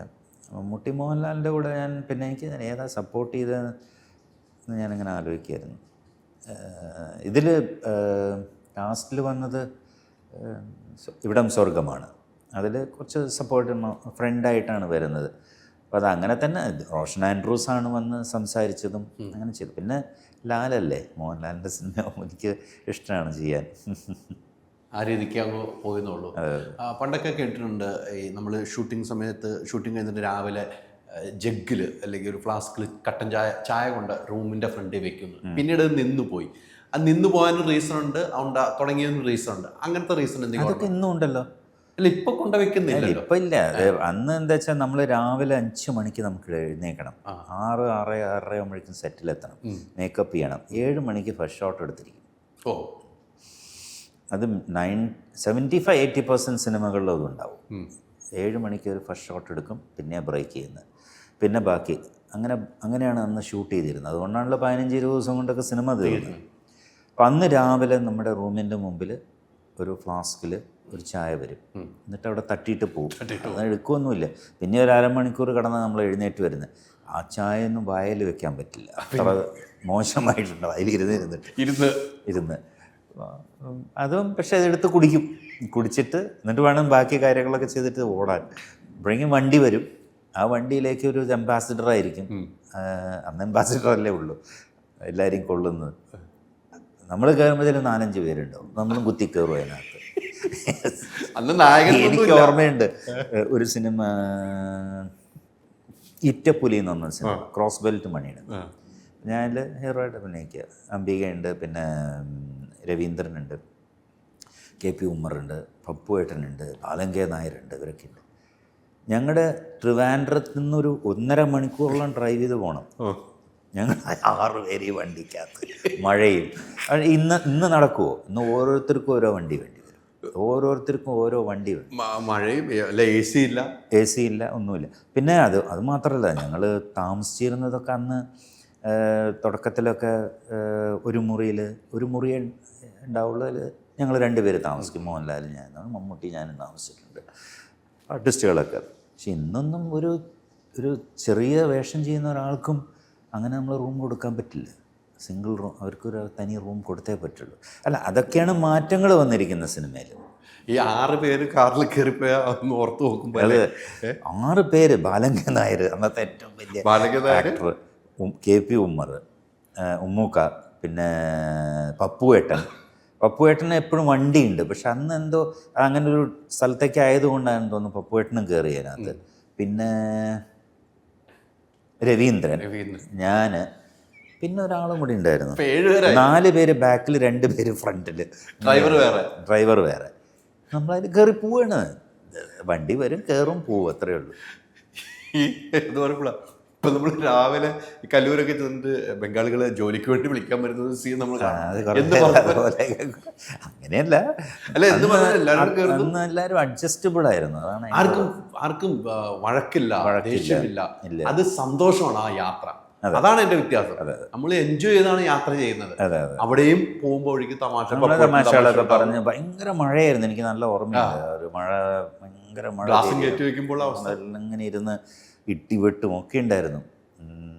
പക്ഷെ അതാണ് അന്നത്തെ സിനിമ, അതാണ്. ബിക്കോസ് അതേ സമയത്ത് നമ്മൾ അവരെല്ലാവരും റെസ്പെക്റ്റും ചെയ്തിരുന്നു. ഉമ്മൂക്കേനെയും നസീർ സാറിനെയും ഒക്കെ നമ്മൾ ഒരുപാട് റെസ്പെക്ട്. നസീർ സാറൊക്കെയാണ് ഇതിൻ്റെ ഒരു കാരണം. ബിക്കോസ് നസീർ സാറ് അത്രയും എളിമയും, ഓഫ് കോഴ്സ് നസീർ സാർ വലിയ ഹീറോ ആയിരുന്നു. അതുകൊണ്ട് നസീർ സാറിന് ആ ഫെസിലിറ്റീസൊക്കെ ഉണ്ടായിരുന്നു. നസീർ സാറിന് അല്ല, അദ്ദേഹത്തിൻ്റെ അടുത്ത് നമ്മൾ കുറേ പഠിച്ചു. അതുകൊണ്ടൊക്കെ ആയിരിക്കണം നമുക്ക് കൂടുതലൊന്നും ഇതൊന്നും കാണിക്കാൻ പറ്റാത്തതും. നസീർ സാർ എന്ന് പറയുന്നൊരു ആൾ, അദ്ദേഹം എങ്ങനെ നമ്മളോട് ബിഹേവ് ചെയ്യുന്നു, എങ്ങനെ സെറ്റിൽ ബിഹേവ് ചെയ്യുന്നു, ഇതൊക്കെ നമ്മൾ കണ്ടുവരികയല്ലേ. ഈ നസീർ സാറുമായിട്ടുള്ളൊരു ആത്മബന്ധം എങ്ങനെയായിരുന്നു? ഞാൻ ഒരുപാട് സിനിമയിൽ അഭിനയിച്ചു. പടയോട്ടം തൊട്ട് തുടങ്ങി ലാസ്റ്റിൽ അതിലേറ്റവും വലിയ ഇതെന്ന് പറഞ്ഞാൽ, ഞാൻ ഒരു ഫോറിൻ ട്രിപ്പ് പോയി, അമേരിക്കൻ, USA ഒക്കെ പോയി. ഞങ്ങളതൊരു സ്റ്റാർ നൈറ്റ് ആയിരുന്നു. ഞാൻ, മേനക, നസീർ സാറായിരുന്നു ലീഡ് ചെയ്തത്. പിന്നെ ഷാനവാസ് ഉണ്ടായിരുന്നു, നദിയ മൊയ്തും ഉണ്ടായിരുന്നു, പപ്പുവേട്ടനുണ്ടായിരുന്നു, പിന്നെ സുരേഷും വന്നു. അപ്പം ഞങ്ങൾ, സുരേഷ് അന്ന് കല്യാണം കഴിച്ച സമയം, സുരേഷും വന്നു. സോ അത് ഭയങ്കര ഒരു ട്രിപ്പായിരുന്നു. ഒരു 42 days നസീർ സാറിൻ്റെ കൂടെ ഒരു യാത്ര. അത് മറക്കാൻ പറ്റില്ല. അത് എവിടെ ചെന്നാലും നസീർ സാറിന് കിട്ടുന്ന റെസ്പെക്റ്റും അതൊക്കെ. 1-2 സ്ഥലത്ത് മാത്രം ഒരു ചെറിയ പ്രശ്നം ഉണ്ടായി. ഇങ്ങനെ ഒരുത്തനെ എന്തോ പറഞ്ഞു. സുരേഷ് നസീർ സാറിൻ്റെ വലിയ ഫാനാണ്. സുരേഷ് അതിൻ്റെ ഫാൻസ് അസോസിയേഷനിലൊക്കെ ഉണ്ടായിരുന്നു. അപ്പോൾ ഇയാൾ പറയുന്ന സുരേഷ് കേട്ടു, ഒരൊറ്റ ചവിട്ട് വെച്ച് കൊടുത്തതിന് അവിടെ വെച്ച്. അവൻ മറഞ്ഞടിച്ചൊരിതിനെടുത്ത് ഭയങ്കര പ്രശ്നമായി അവിടെ. അപ്പോഴേക്കും ആൾക്കാരൊക്കെ കൂടി, ഇവർ അവിടെ USA അവരുടെ ഫ്രണ്ട്സൊക്കെ വിളിച്ചു പറഞ്ഞു. അങ്ങോട്ടും ഇങ്ങോട്ടൊക്കെ കുറേ ആൾക്കാർ വടിയും അതും ഇതൊക്കെ ആയിട്ട് എന്തൊക്കെ എടുത്ത് വരാൻ തുടങ്ങി. അപ്പോൾ ആരോ പോലീസിൽ വിളിച്ച് പറഞ്ഞു. ഈ പോലീസിൻ്റെ സൈറൻ കേട്ടിന് പിന്നെ ആരെയും കാണാനില്ല. പക്ഷെ ഇത് വലിയ പ്രശ്നമായിരുന്നു. ബിക്കോസ് ഇനി അവിടെ ഒരു പ്രോഗ്രാം ചെയ്യാൻ പറ്റില്ല എന്നുള്ള രീതിയിലേക്കൊക്കെ. പിന്നെ എല്ലാവരും ഒക്കെ ഇടപെട്ട് അതിനെ സോൾവ് ചെയ്തു. ഇപ്പം നസീർ സാറിൻ്റെ ഞാൻ പറഞ്ഞു വന്നത്, നസീർ സാറ് ഞങ്ങളോടൊക്കെ അന്ന് ഇത്രയും ഒരു ഫ്രണ്ട്ലി ആയിട്ടും അങ്ങനെയൊക്കെ മൂവ് ചെയ്തിരുന്ന എല്ലാവരോടും ഒരു അതൊക്കെയാണ് സത്യം പറഞ്ഞാൽ എനിക്കൊക്കെ ഒരുപാട് അതൊരു ലൈഫിൽ നമ്മളത് ഒരുപാട് ഫോളോ ചെയ്തിട്ടുണ്ട്. ബിക്കോസ് ആ ഒരു എളിമ, നമുക്ക് ആരോടും ഒരു റെസ്പെക്റ്റ് കാര്യങ്ങളൊക്കെ. അല്ല, അത് തന്നെയാണ് ഇപ്പോഴും ശങ്കരേട്ടനെ കാണും ഇപ്പോഴും അങ്ങനെ തന്നെയാണ്. അല്ല, ഞാൻ എൻ്റെ പടയോട്ടം മഞ്ഞിലെറിഞ്ഞ പൂക്കൾ കഴിഞ്ഞ് അടുത്ത വരുന്ന സിനിമ പടയോട്ടം. അപ്പോൾ കുറച്ചേ ദിവസം ഞങ്ങൾ ഒരുമിച്ചായിരുന്നു. അപ്പോൾ അതൊക്കെ നമ്മളെ ഇൻഫ്ലുവൻസ് ചെയ്തിട്ടുണ്ട് ശരിക്കും പറഞ്ഞാൽ. മേ ബി അതൊക്കെ ആയിരിക്കും. ഈ ശങ്കരേട്ടൻ മുന്നേ നായകനാകുന്ന കാലഘട്ടത്തിൽ, ആ കാലഘട്ടത്തിൽ മോഹൻലാലും മമ്മൂക്കാവുന്ന നായകന്മാരൊന്നുമായിട്ട് വന്നിട്ടില്ല. ഇതിന് കുറേ കഴിഞ്ഞിട്ടാണ് അവർ നായകന്മാരാവുന്നത്. അവർ നായകന്മാരായിട്ട് പിന്നീട് ശങ്കരേട്ടനും ഒരുമിച്ച് അഭിനയിക്കുന്ന കാലഘട്ടം കുറേ ഉണ്ടായിരുന്നല്ലോ. ആ സമയത്തും ഈ രീതിക്കുള്ള യാത്രയാണോ, റൂം ഷെയറിങ് അങ്ങനെയൊക്കെ ആയിരുന്നു? റൂം ഷെയറിംഗ് ഒക്കെ കുറേ കഴിഞ്ഞപ്പോൾ മാറി. അതൊക്കെ എനിക്ക് തോന്നുന്ന ഒരു 86, 85, 86 ഒക്കെ ആകുമ്പോഴേക്കും അതൊക്കെ മാറി. ഞാൻ പറഞ്ഞ തുടക്കം 80 ടൈം ആ സമയത്താണ്. 85, 86 ഒക്കെ ആകുമ്പോഴേക്കും ഞാൻ പറയുന്നത് ഞങ്ങൾക്കൊക്കെ മാറി. എല്ലാം AC റൂംസായി, നല്ല ഹോട്ടലുകളായി, അവിടെയുള്ള നല്ല ഹോട്ടലുകളായി. പക്ഷേ റൂംസൊക്കെ സെപ്പറേറ്റ്. എന്നാലും ഞാനും മോഹൻലാലൊക്കെ ചിലപ്പോൾ ഒരു മുറി തന്നെ കിടക്കും. ഇപ്പോൾ കിഴക്കുണരും പക്ഷിക്കൊക്കെ വന്നപ്പോൾ ഞാൻ ലാലിൻ്റെ മുറി തന്നെയാണ്. ലാൽ തന്നെ വന്ന് തന്നെ നമുക്ക് ഇവിടെ കിടന്നാൽ മതി എന്ന് പറഞ്ഞിട്ട്. എനിക്കും മുറിയുണ്ട്, പക്ഷേ ഒരു വർത്താനമൊക്കെ പറഞ്ഞ് നമ്മൾ ഒരുമിച്ച് ഷൂട്ടിങ്ങിന് പോകുന്നു, തമാശകളൊക്കെ പറയുന്നു, ഇതൊക്കെ തന്നെയാണ്. പക്ഷെ ഈ എല്ലാവർക്കും അത് ഉണ്ടായിരുന്നില്ല. പക്ഷെ ഇന്നതല്ല. ഇന്ന് ചെറിയ വേഷം ചെയ്യുന്നവർക്കും സെപ്പറേറ്റ് ആളുകൾക്ക് അങ്ങനെയാണ്. സിനിമയിൽ ഒരു ക്യാരക്ടർ ചെയ്യാൻ ചെറിയ വേഷമാണെങ്കിൽ അവർക്ക് സെപ്പറേറ്റ് റൂം തന്നെ കൊടുക്കണം. റൂം, ഫുഡ് എല്ലാം അവിടെ എത്തിച്ചു കൊടുക്കുന്ന. അതിൽ തെറ്റൊന്നുമില്ല, ബിക്കോസ് അവരും ആർട്ടിസ്റ്റുകളാണ്. അപ്പോൾ അവർക്ക് സെപ്പറേറ്റ് ആയിട്ടൊരു മുറി കൊടുക്കുന്നതിന് എല്ലാവർക്കും അവരവരുടെ പ്രൈവസിയും കാര്യങ്ങളൊക്കെ ഉണ്ടല്ലോ, അല്ലേ? അന്ന് നമ്മളിങ്ങനെ ഒരു ഫ്രണ്ട്ഷിപ്പിൻ്റെ പുറത്തൊക്കെ അങ്ങനെ പോകും, അത്രയോ. അന്നൊക്കെ ഒത്തിരി സങ്കടങ്ങൾ നിറഞ്ഞ മുഹൂർത്തമുണ്ട്. നമ്മൾ വീട്ടിൽ നിന്ന് വരുമ്പോൾ സങ്കടം, മാറിയിരിക്കുന്ന സങ്കടം, അങ്ങനത്തെ സിറ്റുവേഷൻ ഒക്കെ ഉണ്ടായിട്ടുണ്ടോ? ലൊക്കേഷൻ പോയിരിക്കും. അത് ഞാൻ എപ്പോഴും ആലോചിക്കുന്ന ഒരു കാര്യം വെച്ചാൽ, ഞാൻ ചെന്നൈയിലായിരുന്നല്ലോ. ബിക്കോസ് അന്ന് സിനിമ ചെന്നൈയിലാണ്. മലയാളമാണെങ്കിലും തമിഴായാലും തെലുങ്കായാലും കന്നഡ ഏത് ഭാഷയും ചെന്നൈയാണ് അതിൻ്റെ ബേസ്. അപ്പോൾ ഇവിടെ നിന്നൊക്കെ വരുന്ന കുറച്ച് ആക്ടേഴ്സേ ഉള്ളൂ. എനിക്ക് തോന്നുന്നു മമ്മൂക്കി, മോഹൻലാലൊക്കെ ചെന്നൈയിൽ തന്നെയായിരുന്നു. ഒക്കെ ഇവിടെ വീടുകളുണ്ടെങ്കിലും എനിക്കൊന്നും വീട് ഇവിടെ ഉണ്ടായിരുന്നില്ല. ഞാൻ ഇവിടെ ഇല്ല. ഞാൻ 98 അവിടുന്ന് ഷിഫ്റ്റ് ചെയ്ത് വന്നത് ചെന്നൈയിൽ നിന്ന്. അന്ന് ചെന്നൈയിലാണ് താമസം. അന്ന് എല്ലാവരും ചെന്നൈയിലാണ് അധികവും. ബിക്കോസ് ഷൂട്ടിംഗ് മലയാളമാണെങ്കിലും ചെന്നൈ തന്നെ നടക്കുന്നത് അധികം, പിന്നെ അല്ലെങ്കിൽ ട്രിവാൻഡ്രം. അപ്പോൾ ആ സമയത്ത് എന്താ പറഞ്ഞത് ഞാൻ വിട്ടുപോയി. ഞാൻ സങ്കടത്തിൻ്റെ അല്ലല്ല, സങ്കടം വരുന്നത് എന്താ വെച്ചാൽ അന്ന് ഈ ഡേറ്റ് കൊടുത്തിട്ടേ വീട്ടിൽ പോകാൻ പറ്റാത്ത സ്റ്റേജായി. 4 മാസമൊക്കെ കഴിഞ്ഞിട്ടാണ് വീട്ടിൽ പോകുന്നത്. പിന്നെ ഈ പൈസ കൊണ്ടുപോകാൻ അന്ന് വഴിയില്ല. കിട്ടുന്ന പൈസ തരുമല്ലോ, ക്യാഷ് തരും, പിന്നെ കുറച്ച് ചെക്ക് തരും. അപ്പം ഇതൊക്കെ നാട്ടിലേക്ക് എത്തിക്കാൻ പറ്റാത്ത സ്റ്റേജാണ്. എന്താ വെച്ചാൽ അന്ന് ഒരു ബാങ്ക് അങ്ങനെയുള്ള വലിയ ഫെസിലിറ്റീസ് ഒന്നും ഇല്ലാത്തൊരു സമയം. അപ്പം എല്ലാത്തിനും അച്ഛൻ വരണം. അപ്പോൾ അച്ഛൻ ഒരാളെയും വിളിച്ചിട്ടാണ് വരുന്നത്. അച്ഛൻ അവിടെ വരും, വന്നിട്ട് ഹോട്ടലിലെടുത്ത് താമസിക്കും, ഈ പൈസ ആയിട്ട്. അപ്പം അന്ന് എൻ്റെ വീട് പണിയൊക്കെ നടക്കുന്ന സമയമാണ്. പൈസയുടെ ആവശ്യമില്ല. നാട്ടിലല്ല, ചെന്നൈയിലാണ് ഞാൻ ആദ്യം വീട് കെട്ടിയത്. അപ്പോൾ ഈ വീട്ടിലേക്കുള്ള പക്ഷേ ഞാൻ ഒരു 4 months കഴിയുമ്പോൾ ഒരു 15-20 days ഞാൻ പിന്നെ മാറ്റി നിർത്തും. ആര് വിളിച്ചാലും പറയും. പക്ഷെ ചിലപ്പോൾ ഒന്നും അതും പറ്റാറില്ല, ചില ഡയറക്ടേഴ്സൊക്കെ വിളിക്കുമ്പോഴേ. അപ്പോൾ അങ്ങനെ ആ 20 days എൻ്റെ ലൈഫിൽ ഏറ്റവും നല്ല മൊമെൻറ്റ്സാണ്. അച്ഛനും അമ്മയും ബ്രദറും സിസ്റ്ററും ഫ്രണ്ട്സ്. എനിക്ക് കുറേ ഫ്രണ്ട്സ് ചെന്നൈയിലുണ്ട്. അവരൊക്കെ ആയിട്ടുള്ള ആ ഒരു 20 days അടിച്ചു പൊളിയാണ്. ഞങ്ങൾ തന്നെ കുക്കിങ്, അത് ഇത് വീട്ടിലൊക്കെ അങ്ങനെ ഒരു നല്ല അങ്ങനെ സങ്കടപ്പെടാറുണ്ട്. പിന്നെ അച്ഛൻ വന്നിട്ടാണ് ഈ പൈസ കൊണ്ടുപോകണം. അതെ, ഫാദർ വരണം. അത് അവിടെ എത്തുന്നവരെ പിന്നെ ടെൻഷനായിരിക്കും. അതിൽ അച്ഛൻ ഒരാളെയും കൂടെ കൊണ്ടുവരും. അങ്ങനെയാണ് അച്ഛൻ. അപ്പോൾ ബസ്സിലാണോ വരുന്നത്? എങ്ങനെയാണ്? അല്ല, ട്രെയിനിൽ വന്നിട്ട് ട്രെയിനിൽ പോകും. അന്ന് എല്ലാവർക്കും ഈ ഒരു അവസ്ഥയുണ്ടല്ലേ? എല്ലാവർക്കും. നമുക്കന്ന് ഇത് അങ്ങോട്ട് അയക്കാനുള്ള ബാങ്ക് ഫെസിലിറ്റീസ് ഒക്കെ കുറവായിരുന്നു.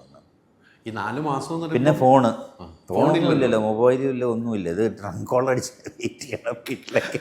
ഈ 4 മാസം കുറേ പൈസ ഉണ്ടാവുമല്ലോ. ഉണ്ടാവും. ഈ 5-6 പടം കഴിയുമല്ലോ. അപ്പം അതിൻ്റെയൊക്കെ ക്യാഷ് ഉണ്ടാവുമല്ലോ. അന്ന് ഏറ്റവും വലിയ നോട്ട് 100 ഒക്കെ അല്ലേ ഉള്ളൂ? അത്രേ ഉള്ളൂ. 100 ഉണ്ടാവും. എനിക്ക് ഓർമ്മയില്ല. എനിക്ക് ഓർമ്മയുണ്ട്, ഒരു തലരാഗം എന്ന് പറഞ്ഞ സിനിമ ഹിറ്റായപ്പോഴേ. അപ്പോൾ ഈ പ്രൊഡ്യൂസർ ഡയറക്ടർ ഒരാളാണ്, EM ഇബ്രാഹിം. അപ്പോൾ പുള്ളി പടം എടുത്തിട്ട് പടം ഹിറ്റായി. അപ്പോൾ പുള്ളിക്ക് ഇങ്ങനെ ഒരു സൂട്ട് റൂമാണ്. അപ്പോൾ ഞങ്ങൾക്ക് മാത്രമേ അവിടെ എൻട്രി ഉള്ളൂ ആ റൂമിലേക്ക്. ഞാൻ, രവീന്ദ്രൻ, പിന്നെ എൻ്റെ ക്യാമറാമാൻ ശ്രാവുൾ റേഷൻ. അപ്പോൾ ഞങ്ങളങ്ങനെ ഇരിക്കുമ്പോൾ അവിടുന്ന് കുറേ ആളുകൾ വരും. അപ്പം അന്നത്തെ ഈ സിനിമ ഓടിയിട്ടുള്ള പൈസയാണ് ഭയങ്കര ഹിറ്റാണല്ലോ. ഇങ്ങനെ ഒരു ഇതിലിങ്ങനെ കെട്ടി വെച്ചിരിക്കുക ഇവിടെ ഇങ്ങനെ. അത് കൊണ്ടുവന്നിട്ട് ഇങ്ങനെ അങ്ങ് കൊട്ടും. അപ്പോൾ ഇതിങ്ങനെ അതിൽ വീഴും. അത് കഴിയുമ്പോൾ കുറച്ച് ഒരാൾ ചാക്കുമായിട്ട് വരും. സത്യം, എക്സാജറേഷൻ അല്ല. ഈ ചാക്ക് അന്ന് 2 രൂപ അവസാനം ഈ ബെഡ് മുഴുവൻ ക്യാഷാണ്. യാതിൻ്റെ ഇടയിലും സത്യമായിട്ട് നടന്ന കാര്യം, വെറുതെ പറയല്ലോ. ഇത് കണ്ടിട്ട് ഞങ്ങൾക്ക് റിമൂണറേഷൻ ഒന്നും ഇല്ലല്ലോ. ഫസ്റ്റ് പടമല്ലേ, ഒന്നുമില്ല. ഇല്ല. പിന്നെ ലാസ്റ്റിൽ പടം എല്ലാം ഹിറ്റായപ്പോ പൈസ ഒന്നും ഇല്ല. ഇല്ല, നോ റിമൂണറേഷൻ. അപ്പൊ നമ്മുടെ മുമ്പിൽ പൈസ കാണുന്നത്. അതെ, അപ്പോഴും 2500 രൂപ റിമൂണറേഷൻ ആണ്. 2500 രൂപ വലിയ 2500 അന്ന് ആദ്യ സിനിമയ്ക്ക് ആ പടത്തിന് കിട്ടിയത്. അന്ന് വലിയ പൈസ അല്ല. വലിയ പൈസ. ആ 2500 ആദ്യം കിട്ടിയ പൈസ എന്ത് ചെയ്ത്? അന്ന് ഈ ഒരു തലേ രാഗം ഇറങ്ങി ഹിറ്റായപ്പോൾ ഞങ്ങൾക്ക് വണ്ടിയൊന്നുമില്ല. അപ്പോൾ ഞാൻ പറഞ്ഞു അച്ഛനടുത്ത് എനിക്ക് പുറത്തിറങ്ങാൻ വയ്യ, ഓട്ടോയിലും പോകാൻ വയ്യ. നമുക്ക് ഇന്നത്തെ മാതിരി ഊബറും ടാക്സി ഒന്നും ഇല്ല. ഇടിച്ച് നിൽക്കുകയാണ്, പുറത്തിറങ്ങാൻ വയ്യ. ഇതറിയാതെ ഞാൻ ഒരു ദിവസം ബസ് കയറി. ബസ് കസ്റ്റ് കഴിഞ്ഞപ്പോൾ ആൾക്കാരൊക്കെ കൂടി എന്നെ കൂടാം. ഞാൻ അവിടെ നിന്ന് ഇറങ്ങി ഓട്ടോ പിടിച്ച് വീട്ടിലേക്ക് തിരിച്ചു വന്നു. അപ്പം അച്ഛൻ്റെ അടുത്ത് ഞാൻ പറഞ്ഞു, അച്ഛാ നമുക്കൊരു കാർ ഇങ്ങനെയെങ്കിലും ഒന്ന്. അപ്പം അച്ഛൻ പറഞ്ഞു നമുക്ക് നോക്കാമെന്ന് പറഞ്ഞു. അങ്ങനെ എനിക്ക് കിട്ടിയ ഒരു അഡ്വാൻസും ഈ അങ്ങേറ്റ് തന്ന പൈസയൊക്കെ എൻ്റെ പൈസ എന്ന് അച്ഛൻ മേടിക്കില്ല.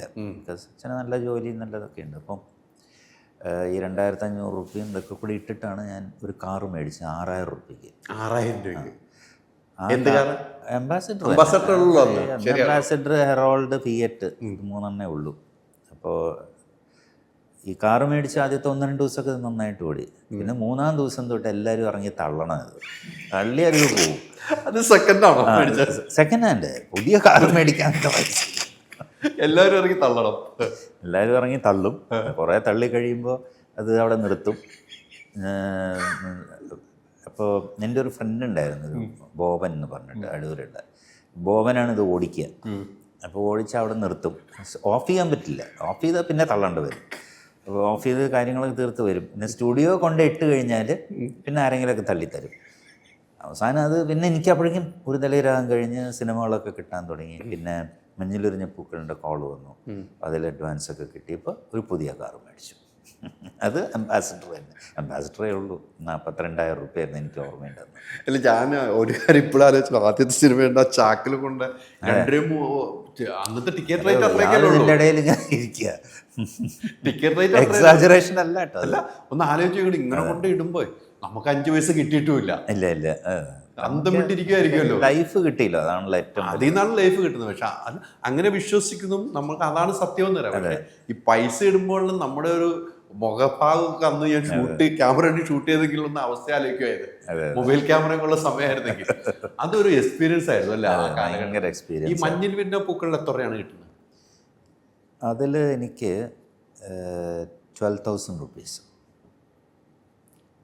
12,000 ആണെന്ന് തോന്നുന്നു, 12,000 ആണെന്ന് തോന്നുന്നു. എനിക്ക് ആ ഒരു റേഞ്ചിലൊക്കെ കിട്ടും. അത് വലിയ അന്നത്തൊക്കെ വലിയ പൈസയാണ്. നമ്മളിപ്പോൾ ഓർക്കുമ്പോഴും ഒന്നുമില്ലാത്ത.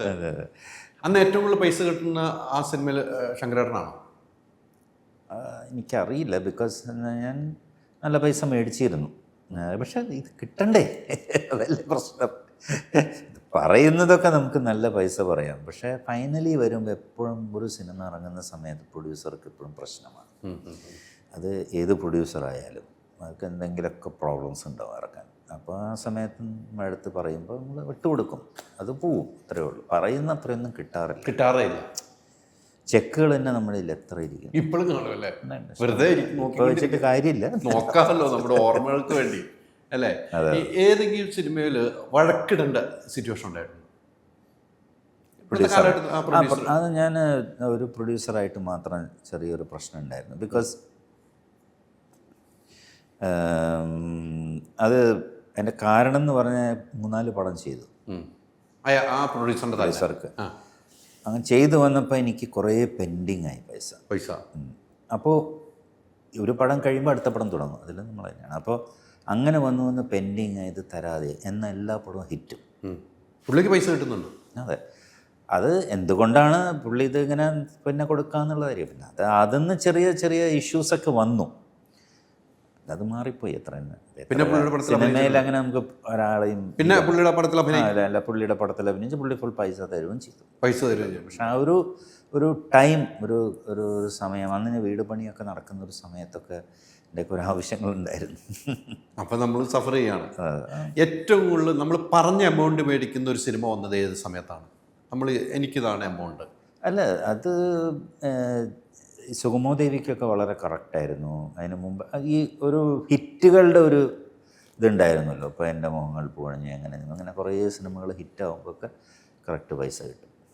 ഹിറ്റടി ചെയ്യുമ്പോൾ ഇപ്പോഴൊക്കെയാണ് ഹിറ്റടി ചെയ്യുമ്പോൾ 100 ദിവസത്തെ ആഘോഷം അങ്ങനത്തെ ആഘോഷങ്ങൾ ഉണ്ടായിരുന്നു. പിന്നെ സിൽവർ ജൂബിലി ഫംഗ്ഷനൊക്കെ ഉണ്ടല്ലോ. അതിന് അന്ന് പറഞ്ഞിരുന്നത് ജൂബിലി എന്നാണ്. Jubilee, silver jubilee, golden jubilee, അതൊക്കെ 25 ദിവസം ഓടിയ ഹിറ്റാണല്ലോ അന്ന്. 25 ഡേയ്സ് ഫംഗ്ഷൻ ഉണ്ട്, 50 ഡേയ്സ് ഫംഗ്ഷൻ, എല്ലാം അത്രയും സിനിമകളുണ്ട്. ഇപ്പോൾ പൂച്ചക്കൊരു മൂക്കുത്തിക്ക് ഉണ്ടായിരുന്നു. എൻ്റെയൊക്കെ ഷീൽഡുകൾ വീട്ടിലിരിക്കുന്നുണ്ടല്ലോ ഇപ്പോഴും ഉണ്ട്. ഈ പൂച്ചക്കൊരു മൂക്കുത്തി സിനിമയിലാണ് ഏറ്റവും രസകരമായ കോമഡിയിലേക്ക് വരുന്നത്.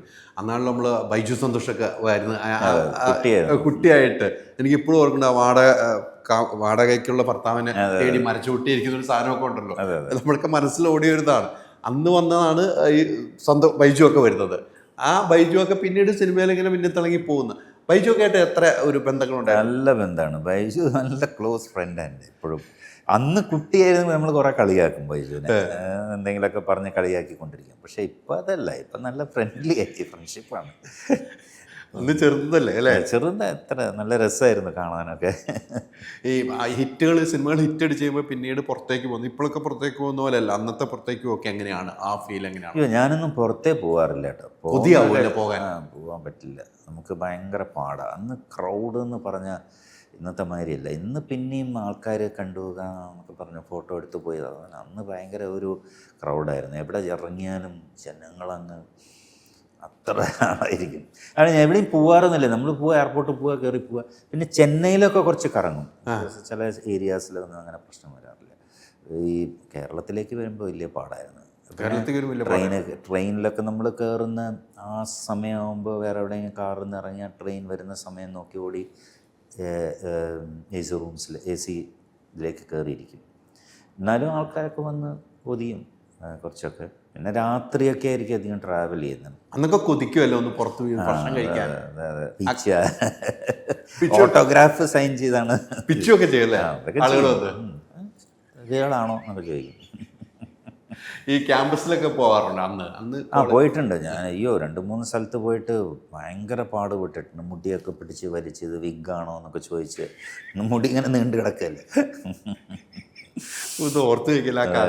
അയ്യോ, വേറൊരു അത് യൂഷ്വലി ഈ കോളേജുകളിലൊക്കെ 2 ടീമാണുള്ളവർ. ആർട്ട് എന്താണ് പറയുന്നത്, ആർട്സ് ഇനോഗ്രേഷനൊക്കെ യൂണിയൻ 2 ടീമായിരിക്കും. അപ്പം നമ്മൾ വരുന്നത് മറ്റേ ടീമിന് ചിലപ്പോൾ ഇഷ്ടാവില്ല. അപ്പോൾ അതിലുള്ള ചെറിയ ചെറിയ പ്രശ്നങ്ങൾ, മുടി പിടിച്ച് വലിക്കുക, അത് ചെയ്യുക, ഇത് ചെയ്യുക, പിച്ചുക, മാന്തുക, ഇതൊക്കെ തന്നെ. ഏറ്റവും കൂടുതൽ ആരാധികമാരുണ്ടായേക്കണ എവിടെ പോകുമ്പോഴായിരുന്നു?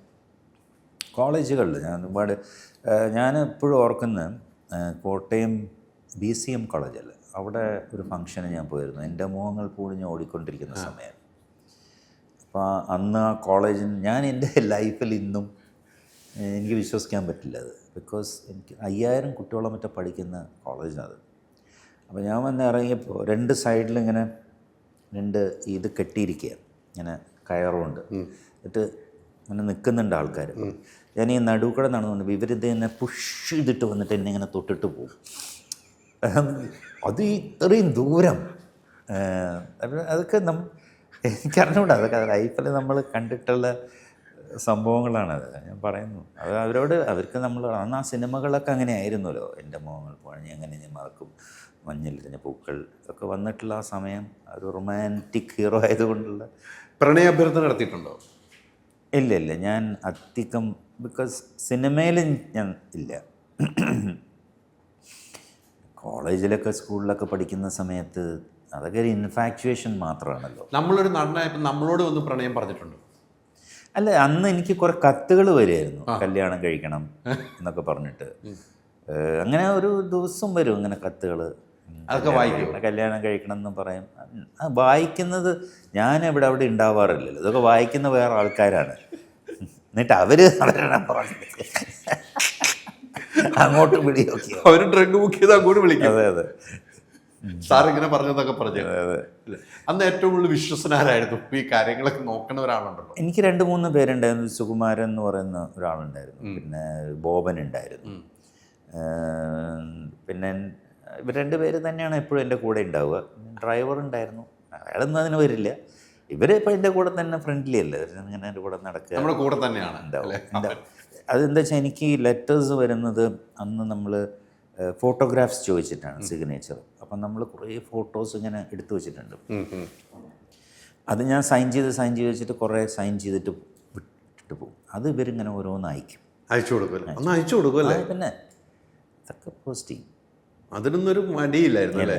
ഞാനല്ല അല്ല, അവര് ചെയ്തു, നമ്മൾ ചെയ്തു വെച്ച ഞാൻ ഓട്ടോഗ്രാഫ് സൈൻ ചെയ്ത് എൻ്റെ ഫോട്ടോസ്. ആ കാലഘട്ടത്തിൽ അങ്ങനെ ഉണ്ടല്ലേ? പിന്നെ നമ്മൾ പോയി മേടിക്കുന്നതല്ല, നമ്മളിങ്ങനെ പോസ്റ്റ് ചെയ്ത് കൊടുക്കുക. അതാണ് അന്നത്തെ ഇത്. 100 ലെറ്റേഴ്സൊക്കെ ചിലപ്പോൾ ഒരു ദിവസം എനിക്ക് ഓർമ്മയുണ്ട്, ഒരു 50-60 ലെറ്ററൊക്കെ വന്നിട്ടുള്ളത്. ഒരു മാസമൊക്കെ എത്രയാണ് വരുന്നറിയും.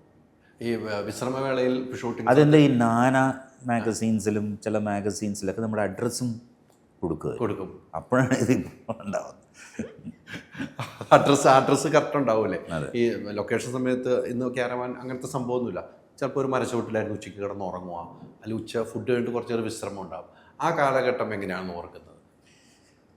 അല്ല, അത് അന്ന് ഫാൻ പോലും ചിലപ്പോൾ ഉണ്ടാവില്ല. അങ്ങനെയുള്ള അതും ചെന്നൈ, ഇപ്പോൾ ചില സ്ഥലത്തൊക്കെ ഭയങ്കര ചൂടായിരിക്കും. പ്രത്യേകിച്ച് ആക്ഷൻ സീക്വൻസുകളൊക്കെ വരുമ്പോഴേ അന്ന് എല്ലാ പടത്തിനും 2 ഫൈറ്റൊക്കെ കാണുമല്ലോ. വില്യംസിൻ്റെ സിനിമകളിലൊക്കെ ഭയങ്കര പാടായിരുന്നു. ബിക്കോസ് കുറേ ഇൻറ്റീരിയറിലൊക്കെ ആയിരിക്കും, ഈ മലയുടെ സൈഡ് അതോടെയൊക്കെയാണ് ഫൈറ്റൊക്കെ എടുക്കുന്നത്. അപ്പം അന്ന് കാറിലൊന്നും AC ഇല്ല. പിന്നെ ചിലപ്പോൾ ഒരു ഫാൻ കൊണ്ടുവന്ന് അത് ജനറേറ്ററിൻ്റെ ഹെൽപ്പ് വേണം, അത് വെച്ചടിക്കാൻ. ചിലപ്പോൾ അത് വർക്ക് ചെയ്യില്ല. ഒരുപാട് ബുദ്ധിമുട്ടിയിട്ടുണ്ട് കേട്ടോ ആ സമയത്തൊക്കെ. അന്ന് ഒന്നുമില്ല. നമ്മളൊക്കെ എല്ലാവരും ഒരു വണ്ടിക്കകത്ത് സഞ്ചരിക്കുക, പോവുക, വരിക. പക്ഷെ അന്ന് നമുക്ക് ആ സിനിമയോടുള്ള പാഷനും നമുക്ക് ഒരു ഫൈറ്റ് എന്നൊക്കെ പറഞ്ഞാൽ ഭയങ്കര ആവേശമായിരുന്നു. ബിക്കോസ് ഇത് എത്രയോ പേര് കാണാൻ പോകുന്നതല്ലേ സിനിമയിൽ. അപ്പം അത് നന്നായിട്ട് ചെയ്യണം. അപ്പം അങ്ങനെയൊന്നും കുറേ ആലോചിച്ചിട്ടും ചിന്തിച്ചിട്ടൊന്നുമില്ല. അങ്ങ് പോവുക, എത്ര എൻ്റെ കൂട്ടത്തിൽ ഇങ്ങനെ പോവും. ഓഫ്കോഴ്സ് നമ്മൾ കംപ്ലയിൻറ്റ് ചെയ്യും, അയ്യോ ഭയങ്കര ചൂട്, ഇത് എന്താ ചെയ്യുക. ചിലപ്പോൾ അവർ കുറച്ചപ്പുറത്ത് എവിടെയെങ്കിലും ഒരു ഹോട്ടലുണ്ടെങ്കിൽ അവിടെ ചിലപ്പോൾ ഒരു റൂം എടുത്ത് വെച്ചിട്ടുണ്ടാവും, അവിടെ പോയിരിക്കും കുറേ നേരം. അങ്ങനെയൊക്കെ ഉണ്ടായിട്ടുണ്ട് ചില സിനിമകൾക്കൊക്കെ. ചിലതിനൊന്നും ഉണ്ടാവില്ല, അതുപോലും ഉണ്ടാവില്ല. ഇല്ല. എന്തെങ്കിലും ചെയ്തിട്ട് ഇതെനിക്ക് ചെയ്ത് തെറ്റിപ്പോയി എന്ന് ചിന്തിച്ച ഒരു അവസ്ഥ ഉണ്ടായിരുന്നു, ഞാനിത് ചെയ്യണ്ടായിരുന്നു, അല്ലെങ്കിൽ ഞാനിത് പറയണ്ടായിരുന്നു? അല്ല, എത്രയോ സിനിമകളുണ്ട് അങ്ങനെ. പിന്നെ നമ്മൾ പിന്നീട് ആലോചിച്ച് നോക്കുമ്പോൾ നമ്മൾ എന്തുകൊണ്ട് ആ സിനിമ ചെയ്തു എന്ന് ആലോചിച്ചിട്ടുള്ള സിനിമകളൊക്കെ ഉണ്ട്. അത് നാച്ചുറലി, ബിക്കോസ് ഞാനൊരു ഇത്രയും വലിയ ഹീറോ ആയിട്ട് വന്നിട്ട് നമ്മൾ പിന്നീട് ഇത് എന്തിനാണ് നമ്മളത് ചെയ്തു എന്ന് പറയുന്നത് അന്ന് ആ സമയത്ത് ചെയ്തു പോവുകയാണ് എൻ്റെ കൂട്ടത്തിൽ, അത്രേ ഉള്ളൂ. പക്ഷെ പിന്നീട് ഇപ്പോൾ ആലോചിക്കുമ്പോഴൊക്കെ ആയിരിക്കും അത് കുറച്ചൊക്കെ റിസ്ട്രിക്റ്റ് ചെയ്ത് കുറച്ചൊക്കെ ഒരു നോക്കിയിട്ടൊക്കെ ചെയ്യാമായിരുന്നു എന്ന് ഫീൽ ചെയ്തിട്ടുണ്ട്. ഒരു നായകനായി, ഒരു നടനായി എന്ന് പറയുമ്പോൾ ഏറ്റവും കൂടുതൽ സന്തോഷിച്ചത് ആരായിരുന്നു? എൻ്റെ അച്ഛനും അമ്മയും തന്നെ. ബിക്കോസ് എനിക്കിപ്പോഴും ഓർമ്മയുണ്ട്, എൻ്റെ ആദ്യത്തെ സിനിമ ഒരു തലൈരാഗം ഇറങ്ങുന്ന സമയത്ത്. അപ്പം അച്ഛൻ ഒരു ITPL എന്ന് പറയുന്ന ഒരു ഇതിൽ വർക്ക് ചെയ്യാണ് അച്ഛൻ. അപ്പം അച്ഛൻ അവിടെ ഒരു 10-700 സ്റ്റാഫുണ്ട്. അപ്പോൾ മലയാളീസുണ്ട്, ഒരുപാട് മലയാളികളുള്ള സ്ഥലം. അപ്പോൾ അച്ഛൻ പണിക്കർ സാറിനെ വിളിക്കുന്ന എല്ലാവരും. പണിക്കർ സാർ പയ്യൻ സിനിമയിൽ പടത്തിൽ വരാറ് എന്നൊക്കെ പറഞ്ഞു. അവരിങ്ങനെ ഭയങ്കര ടോക്കാണ് അവിടെ ഇവരുടെ ഇടയിലൊക്കെ. അപ്പോൾ എൻ്റെ ഈ ആദ്യത്തെ പടം ഇറങ്ങുന്ന ഒരു തലൈരാഗം ഇറങ്ങാൻ പോകുന്നു എന്ന് പറഞ്ഞപ്പോൾ മൗണ്ട് റോഡ് ഉണ്ട്, അവിടെ മൗണ്ട് റോഡ് എന്ന് പറഞ്ഞ സ്ഥലമുണ്ട്. അവിടെയാണ് ഏറ്റവും കൂടുതൽ സിനിമ ബാനേഴ്സ്, വലിയ വലിയ ബാനറുകളാണ് വയ്ക്കുന്നത്. അപ്പോൾ ആ ബാനറിൽ എൻ്റെയും ഒരു ബാനർ അവിടെ വരികയാണ്. ഞാനിങ്ങനെ വലിയൊരു കട്ടൗട്ടറിൻ്റെ മൈക്കൊക്കെ പിടിച്ചിട്ട് ഇത് കാണാൻ എൻ്റെ അറിവിൽ 700 പേരും പോയിട്ടുണ്ട്. അച്ഛൻ്റെ ഓഫീസിൽ ജോലി ചെയ്യുന്നത് ആദ്യത്തെ ദിവസം തന്നെ ഞാനും അച്ഛനും എൻ്റെ സിസ്റ്ററും ബ്രദറൊക്കെ അവിടെ പോയി നിന്നു. ബിക്കോസ് ഇതൊക്കെ നമ്മുടെ ലൈഫിൽ പ്രതീക്ഷിക്കാത്ത കാര്യങ്ങളല്ലേ. ഒരു മൗണ്ട് റോഡിൽ നമ്മളിന്ന് ഇരുന്നൊരു സ്ഥലത്ത് നമ്മുടെ ഇത്രയും വലിയൊരു കട്ടൗട്ടർ വരിക എന്ന് പറയുന്നത് വലിയൊരു ബാനറാണ് അത് വെറുതെ രാഗത്തിൻ്റെ. അപ്പോൾ ഈ ആൾക്കാരൊക്കെ മണിക്കർ സാർ പയ്യൻ കട്ടൗട്ടർ എന്നൊക്കെ പറഞ്ഞിട്ട് എല്ലാവരും അവിടെ വരും, നോക്കി കണ്ടിട്ട് പോകും. ഞാൻ പറയാം അതൊക്കെ കണ്ട് നമ്മൾ അച്ഛനും അമ്മയും ഏറ്റവും കൂടുതൽ സന്തോഷിക്കാൻ ആക്ച്വലി എൻ്റെ ബ്രദർ സിസ്റ്റർ പിന്നെ എൻ്റെ റിലേഷൻസ് അങ്ങനെ എല്ലാവരും ഒരുപാട് ആലോചിച്ച് നോക്കില്ല. ഇപ്പം തിരിഞ്ഞ് ഇപ്പം നമ്മളിങ്ങനെ ഇരുന്നുകൊണ്ടാണ് ഈ ഇപ്പം ഞാൻ സിനിമയിൽ ഫിലിം ഇൻസ്റ്റിറ്റ്യൂട്ടിൽ പഠിക്കാൻ വരുമ്പോൾ അച്ഛനും അമ്മയ്ക്കൊക്കെ സംശയം ഇവനെ അവിടെ നിന്ന് എന്ത് സിനിമ ചെയ്യാനാ, ആര് സിനിമ വരെ നമുക്ക് സിനിമയിലൊന്നും ആരും പരിചയമൊന്നുമില്ല, എവിടുത്തെ സിനിമ ചെയ്തെന്ത് ഇഷ്ടപ്പെടാം. പക്ഷെ അച്ഛനൊരു കോൺഫിഡൻസ് ഉണ്ടായിരുന്നു. അച്ഛൻ എപ്പോഴും എൻ്റെ അടുത്ത് പറയും ട്രൈ എന്ന് പറയും. അമ്മയ്ക്ക് അത്ര കോൺഫിഡൻസ് ഉണ്ടായിരുന്നില്ല. അമ്മ പഠിക്കുമെന്നും പറഞ്ഞുകൊണ്ടിരിക്കും. പക്ഷേ ഇത് നമ്മൾ ഒരു ഇത്രയും വലിയൊരു സക്സസ്സിലേക്ക് ആ സമയത്ത് പോകുമ്പോൾ നാച്ചുറലി അവർക്ക് തന്നെയാണല്ലോ ഏറ്റവും വലിയ ഒരു നമ്മൾ അതിൻ്റെ കൂടെ അങ്ങ് പോകും. മനസ്സിലായി. പക്ഷേ അതെല്ലാം ഈ സിനിമയിൽ നടന്നു വിവാഹത്തിലേക്ക് പോകുന്നത് ആ ഒരു കാലഘട്ടം എങ്ങനെയായിരുന്നു? സിനിമാ നടനായി നിന്നുകൊണ്ടല്ലേ? ഞാൻ ഒരു കുറേ കഴിഞ്ഞിട്ടല്ലേ കല്യാണം കഴിക്കും. അതെ അതാണ് പറഞ്ഞത്. അങ്ങനെ അങ്ങ് പോയി, അത്രേ ഉള്ളൂ. പിന്നെ അപ്പോഴേക്കും ഞാൻ ഒരു റൊമാൻറ്റിക് ഹീറോ ആകുമ്പോൾ ഒരു പ്രശ്നമുണ്ട്. പക്ഷെ അതൊന്നൊക്കെ മാറി വന്നൂല്ലോ, പിന്നെ ആ സമയം കഴിഞ്ഞായിരുന്നു അല്ലേ? ഈ ഏറ്റവും പല സംവിധായകരുടെ അടുത്താണ് പോകുന്നത് അല്ലേ? ഒന്നിലൊന്നും അടുത്തേക്ക് വേണ്ടി 15 ദിവസം 20 ദിവസം കഴിഞ്ഞാൽ പോകണം. നമുക്കെന്നും പല സംവിധായകരും പല സ്വഭാവമായിരിക്കും. നമ്മൾ അഭിനയിക്കുമ്പോൾ പലതും പറയുന്നതായിരിക്കും. അങ്ങനെ നമുക്കൊരു ഫീൽ ചെയ്ത ഒരു ലൊക്കേഷൻ ഉണ്ടാവും. ഫീലിംഗ് ഉണ്ടായിട്ടുണ്ടോ സംവിധായകരിൽ നിന്നും? മനസ്സിലായില്ലേ? പല സംവിധായകരാണ് നമ്മൾ അഭിനയിക്കുന്ന ഒരു സമയങ്ങളിൽ പല സംവിധായകരുടെ അടുത്തേക്കാണ് പോകുന്നത്. ആ സംവിധായകരിൽ നിന്ന് നമുക്കൊരു ഫീൽ ഉണ്ടാകുന്ന എന്തെങ്കിലും മുഹൂർത്തം ഉണ്ടായിട്ടുണ്ടോ? അങ്ങനെയൊന്നുമില്ല കേട്ടോ. അങ്ങനെ ഒരു ഇതൊന്നും എനിക്ക് ഉണ്ടായിട്ടില്ല. എല്ലാവരെയും കൂടെ പോയി അഭിനയിക്കുന്നു, നമ്മുടെ ജോലി ചെയ്യുന്നു, വരുന്നു എന്നൊക്കെ അല്ലാതെ പ്രത്യേകിച്ചൊന്നുമില്ല. അന്ന് ഇപ്പോഴത്തെ കാലഘട്ടത്തിൽ പോലെ അന്ന് നമുക്കൊരു സംവിധാനം ഞാൻ അന്നും എപ്പോഴും ആലോചിച്ച് എനിക്ക് അഭിനയിക്കണം എന്ന് ഏറ്റവും താല്പര്യം ഉണ്ടായിരുന്ന ഒരു ഡയറക്ടറായിരുന്നു IV ശശി. അപ്പോൾ ഞാനിങ്ങനെ പുള്ളി എന്നെ വിളിക്കുന്നുമില്ല സിനിമകളിലൊന്നും. അപ്പോൾ ഞാൻ എന്താണാവോ എന്നെ വിളിക്കാത്തത്. അപ്പോൾ ഞാൻ സീമ ചേച്ചിയുടെ അടുത്ത് പോയി പറഞ്ഞു, എന്നെ വിളിക്കുന്നില്ല അതാണെന്ന്. സീമ ചേച്ചി പോയി പറഞ്ഞു, എന്താ ശങ്കറിനെ വിളിക്കാത്ത? അപ്പോൾ ചോദിച്ചു. അങ്ങനെ എന്നെ വിളിച്ചു. അപ്പോഴാണ് അതിരാത്രത്തിന് വിളിക്കുന്നത്. അത് കഴിഞ്ഞപ്പോൾ രതീഷൊക്കെ അല്ല മമ്മൂക്കി മോഹൻലാലും ഞാനും മമ്മൂക്കയുടെ ഒരു നല്ലൊരു വേഷമായിരുന്നു, ചെറിയ വേഷമാണ്. ഞാൻ വന്ന് ചെയ്തു കൊടുത്തു. പിന്നെ അതിന് ശേഷം ഇത്രയും കാലം അതിന് വിളിച്ചു. അപ്പം ചിലവരോട് നമുക്ക് അങ്ങനെ ഒരു, പക്ഷെ അത്രയും വലിയൊരു ഡയറക്ടറായിരുന്നു IV ശശി. ആ കാലഘട്ടത്തിൽ അദ്ദേഹത്തിൻ്റെ സിനിമയിൽ അഭിനയിക്കുക എന്ന് പറയുന്നത് വലിയൊരു ഭാഗ്യമായിട്ടാണ് ഞാൻ കണ്ടിരുന്നത്. ഭരതൻ അല്ല, സീമ ചേച്ചിയോട് ഓപ്പണായിട്ട് പറഞ്ഞു അല്ലേ? ഞാൻ പറഞ്ഞു, ഞാൻ ഒരുപാട് സിനിമയിൽ അഭിനയിക്കുന്നുണ്ടല്ലോ. നിങ്ങൾ ഒരുമിച്ച് അഭിനയിക്കുന്നതാണ്. അയൽവാസി, ദരിദ്രവാസി, കുറേ സിനിമയിൽ ഞങ്ങൾ അഭിനയിച്ചിരുന്നു. അപ്പോൾ ഞാൻ പറഞ്ഞു എന്നെ വിളിക്കുന്നില്ല എന്നൊക്കെ പറഞ്ഞു. എല്ലാവരും പറഞ്ഞു ശങ്കറിനെ വിളിക്കാം. ആകെ ഒരാളടുത്ത് പറഞ്ഞിട്ടുണ്ട്, അത് മാത്രമേ ഉള്ളൂ തോന്നുന്നു അല്ലേ ആ കാലഘട്ടം? അത്രേ ഉള്ളൂ അല്ലേ? ബാക്കി എല്ലാവരുമായിട്ട് അഭിനയിച്ചിട്ടുണ്ട്. അവർ എന്നെ വിളിക്കാറൊക്കെ ഉണ്ട് എല്ലാ സിനിമയിലും. പക്ഷേ വലിയൊരു പ്രതിഭയാണല്ലോ. എനിക്ക് ഇത്രയും നേരം ഇങ്ങനെ സംസാരിച്ച് തീരുന്നേയില്ല. നമുക്ക് സംസാരിച്ചല്ലേ? എനിക്ക് തോന്നുന്നു നമ്മൾ വെറുതെ ഫ്രണ്ട്സിനോട് സംസാരിക്കുന്ന പോലെ അത്രേ ഉള്ളൂ. അങ്ങനെയല്ല എനിക്ക് ഫീൽ ചെയ്തത്. അത്രയാണല്ലോ. കഥകൾ കേൾക്കാൻ എനിക്ക് ഒത്തിരി കഥകളുണ്ടെന്ന് എനിക്കറിയാം. പക്ഷെ അന്നും ഇന്നും ഒരേപോലെ തന്നെയാണ് ആ സ്വഭാവത്തിൽ. ഇപ്പൊ പറഞ്ഞല്ലോ, അതെനിക്ക് മാറാൻ പറ്റില്ല. ബിക്കോസ് ഞാൻ അങ്ങനെയാണ് വന്നത്, അതുപോലെ തന്നെ ഞാൻ പോകും ചെയ്യും. ഈ ട്രിവാൻഡ്രത്താകുമ്പം ലാലേട്ടൻ്റെ വീട്ടിലൊക്കെ പോയുള്ള പരിചയങ്ങളൊക്കെ ഉണ്ടാവില്ലേ? നിങ്ങൾ വീടുകളിൽ മോഹൻലാലിൻ്റെ വീട്ടിൽ പോവുക? ഞാൻ എത്രയോ പോവാറുണ്ട്. പക്ഷെ അമ്മ ഇപ്പോൾ നമ്മുടെ ഇത് സംഭവിച്ചപ്പോൾ ഞാൻ UK സ്റ്റക്കായിപ്പോയി, വരാൻ പറ്റാതെ ആയിപ്പോയി. ഞങ്ങൾ പണ്ടും ട്രിവാൻഡ്രത്തുള്ള സമയത്തൊക്കെ എപ്പോഴും മോഹൻലാലിൻ്റെ വീട്ടിൽ പോകാറുണ്ട്, ഭക്ഷണം കഴിക്കാറുണ്ട്, എല്ലാം ചെയ്യാറുണ്ട്. അതാണ് പറഞ്ഞത്, ആ ഒരു ബന്ധങ്ങൾ അന്ന് അങ്ങനെയായിരുന്നു അല്ലേ? ഈ സിനിമകൾ ഇനി കാലഘട്ടം വേറെയാണ്.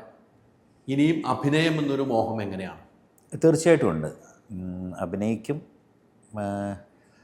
എനിക്കിപ്പോൾ എന്താ പറയുക, നമ്മൾ നല്ല വേഷങ്ങൾ ചെയ്യുക, നമുക്ക് അഭിനയിക്കാൻ സാധ്യതയുള്ള വേഷങ്ങൾ ചെയ്യുക, അതാണ് ഞാൻ നോക്കുന്നത്. നിങ്ങളിനി ഒന്നിച്ച് വരണമെന്ന് ആഗ്രഹിക്കുന്നുണ്ടോ?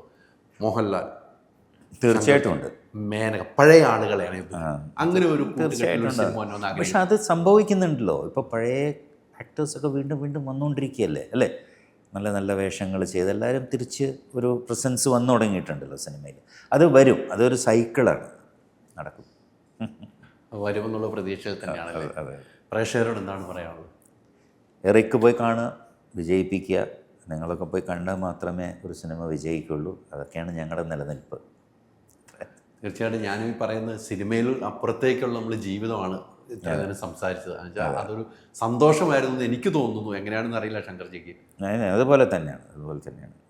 കുറേ കാര്യങ്ങൾ ഓർത്തെടുക്കാൻ പറ്റിയ ഒരു മുഹൂർത്തമായിരുന്നു. എനിക്ക് തോന്നുന്നു ഞാൻ ഇങ്ങനെ അത്ര ഇതായിട്ട് സംസാരിച്ചിട്ടില്ല. ബിക്കോസ് ആ ഒരു കുറേ തുറന്ന് സംസാരിച്ചു. അതെല്ലാം കേൾക്കാനുള്ള ഭാഗ്യം എനിക്കും എൻ്റെ പ്രേക്ഷകർക്കും ഉണ്ട്. നമ്മളാവുമ്പോഴായിരിക്കും സംസാരിക്കാൻ പറ്റുള്ളായിരിക്കും. അങ്ങനെയുണ്ട്. ഒത്തിരി സന്തോഷം കേട്ടോ.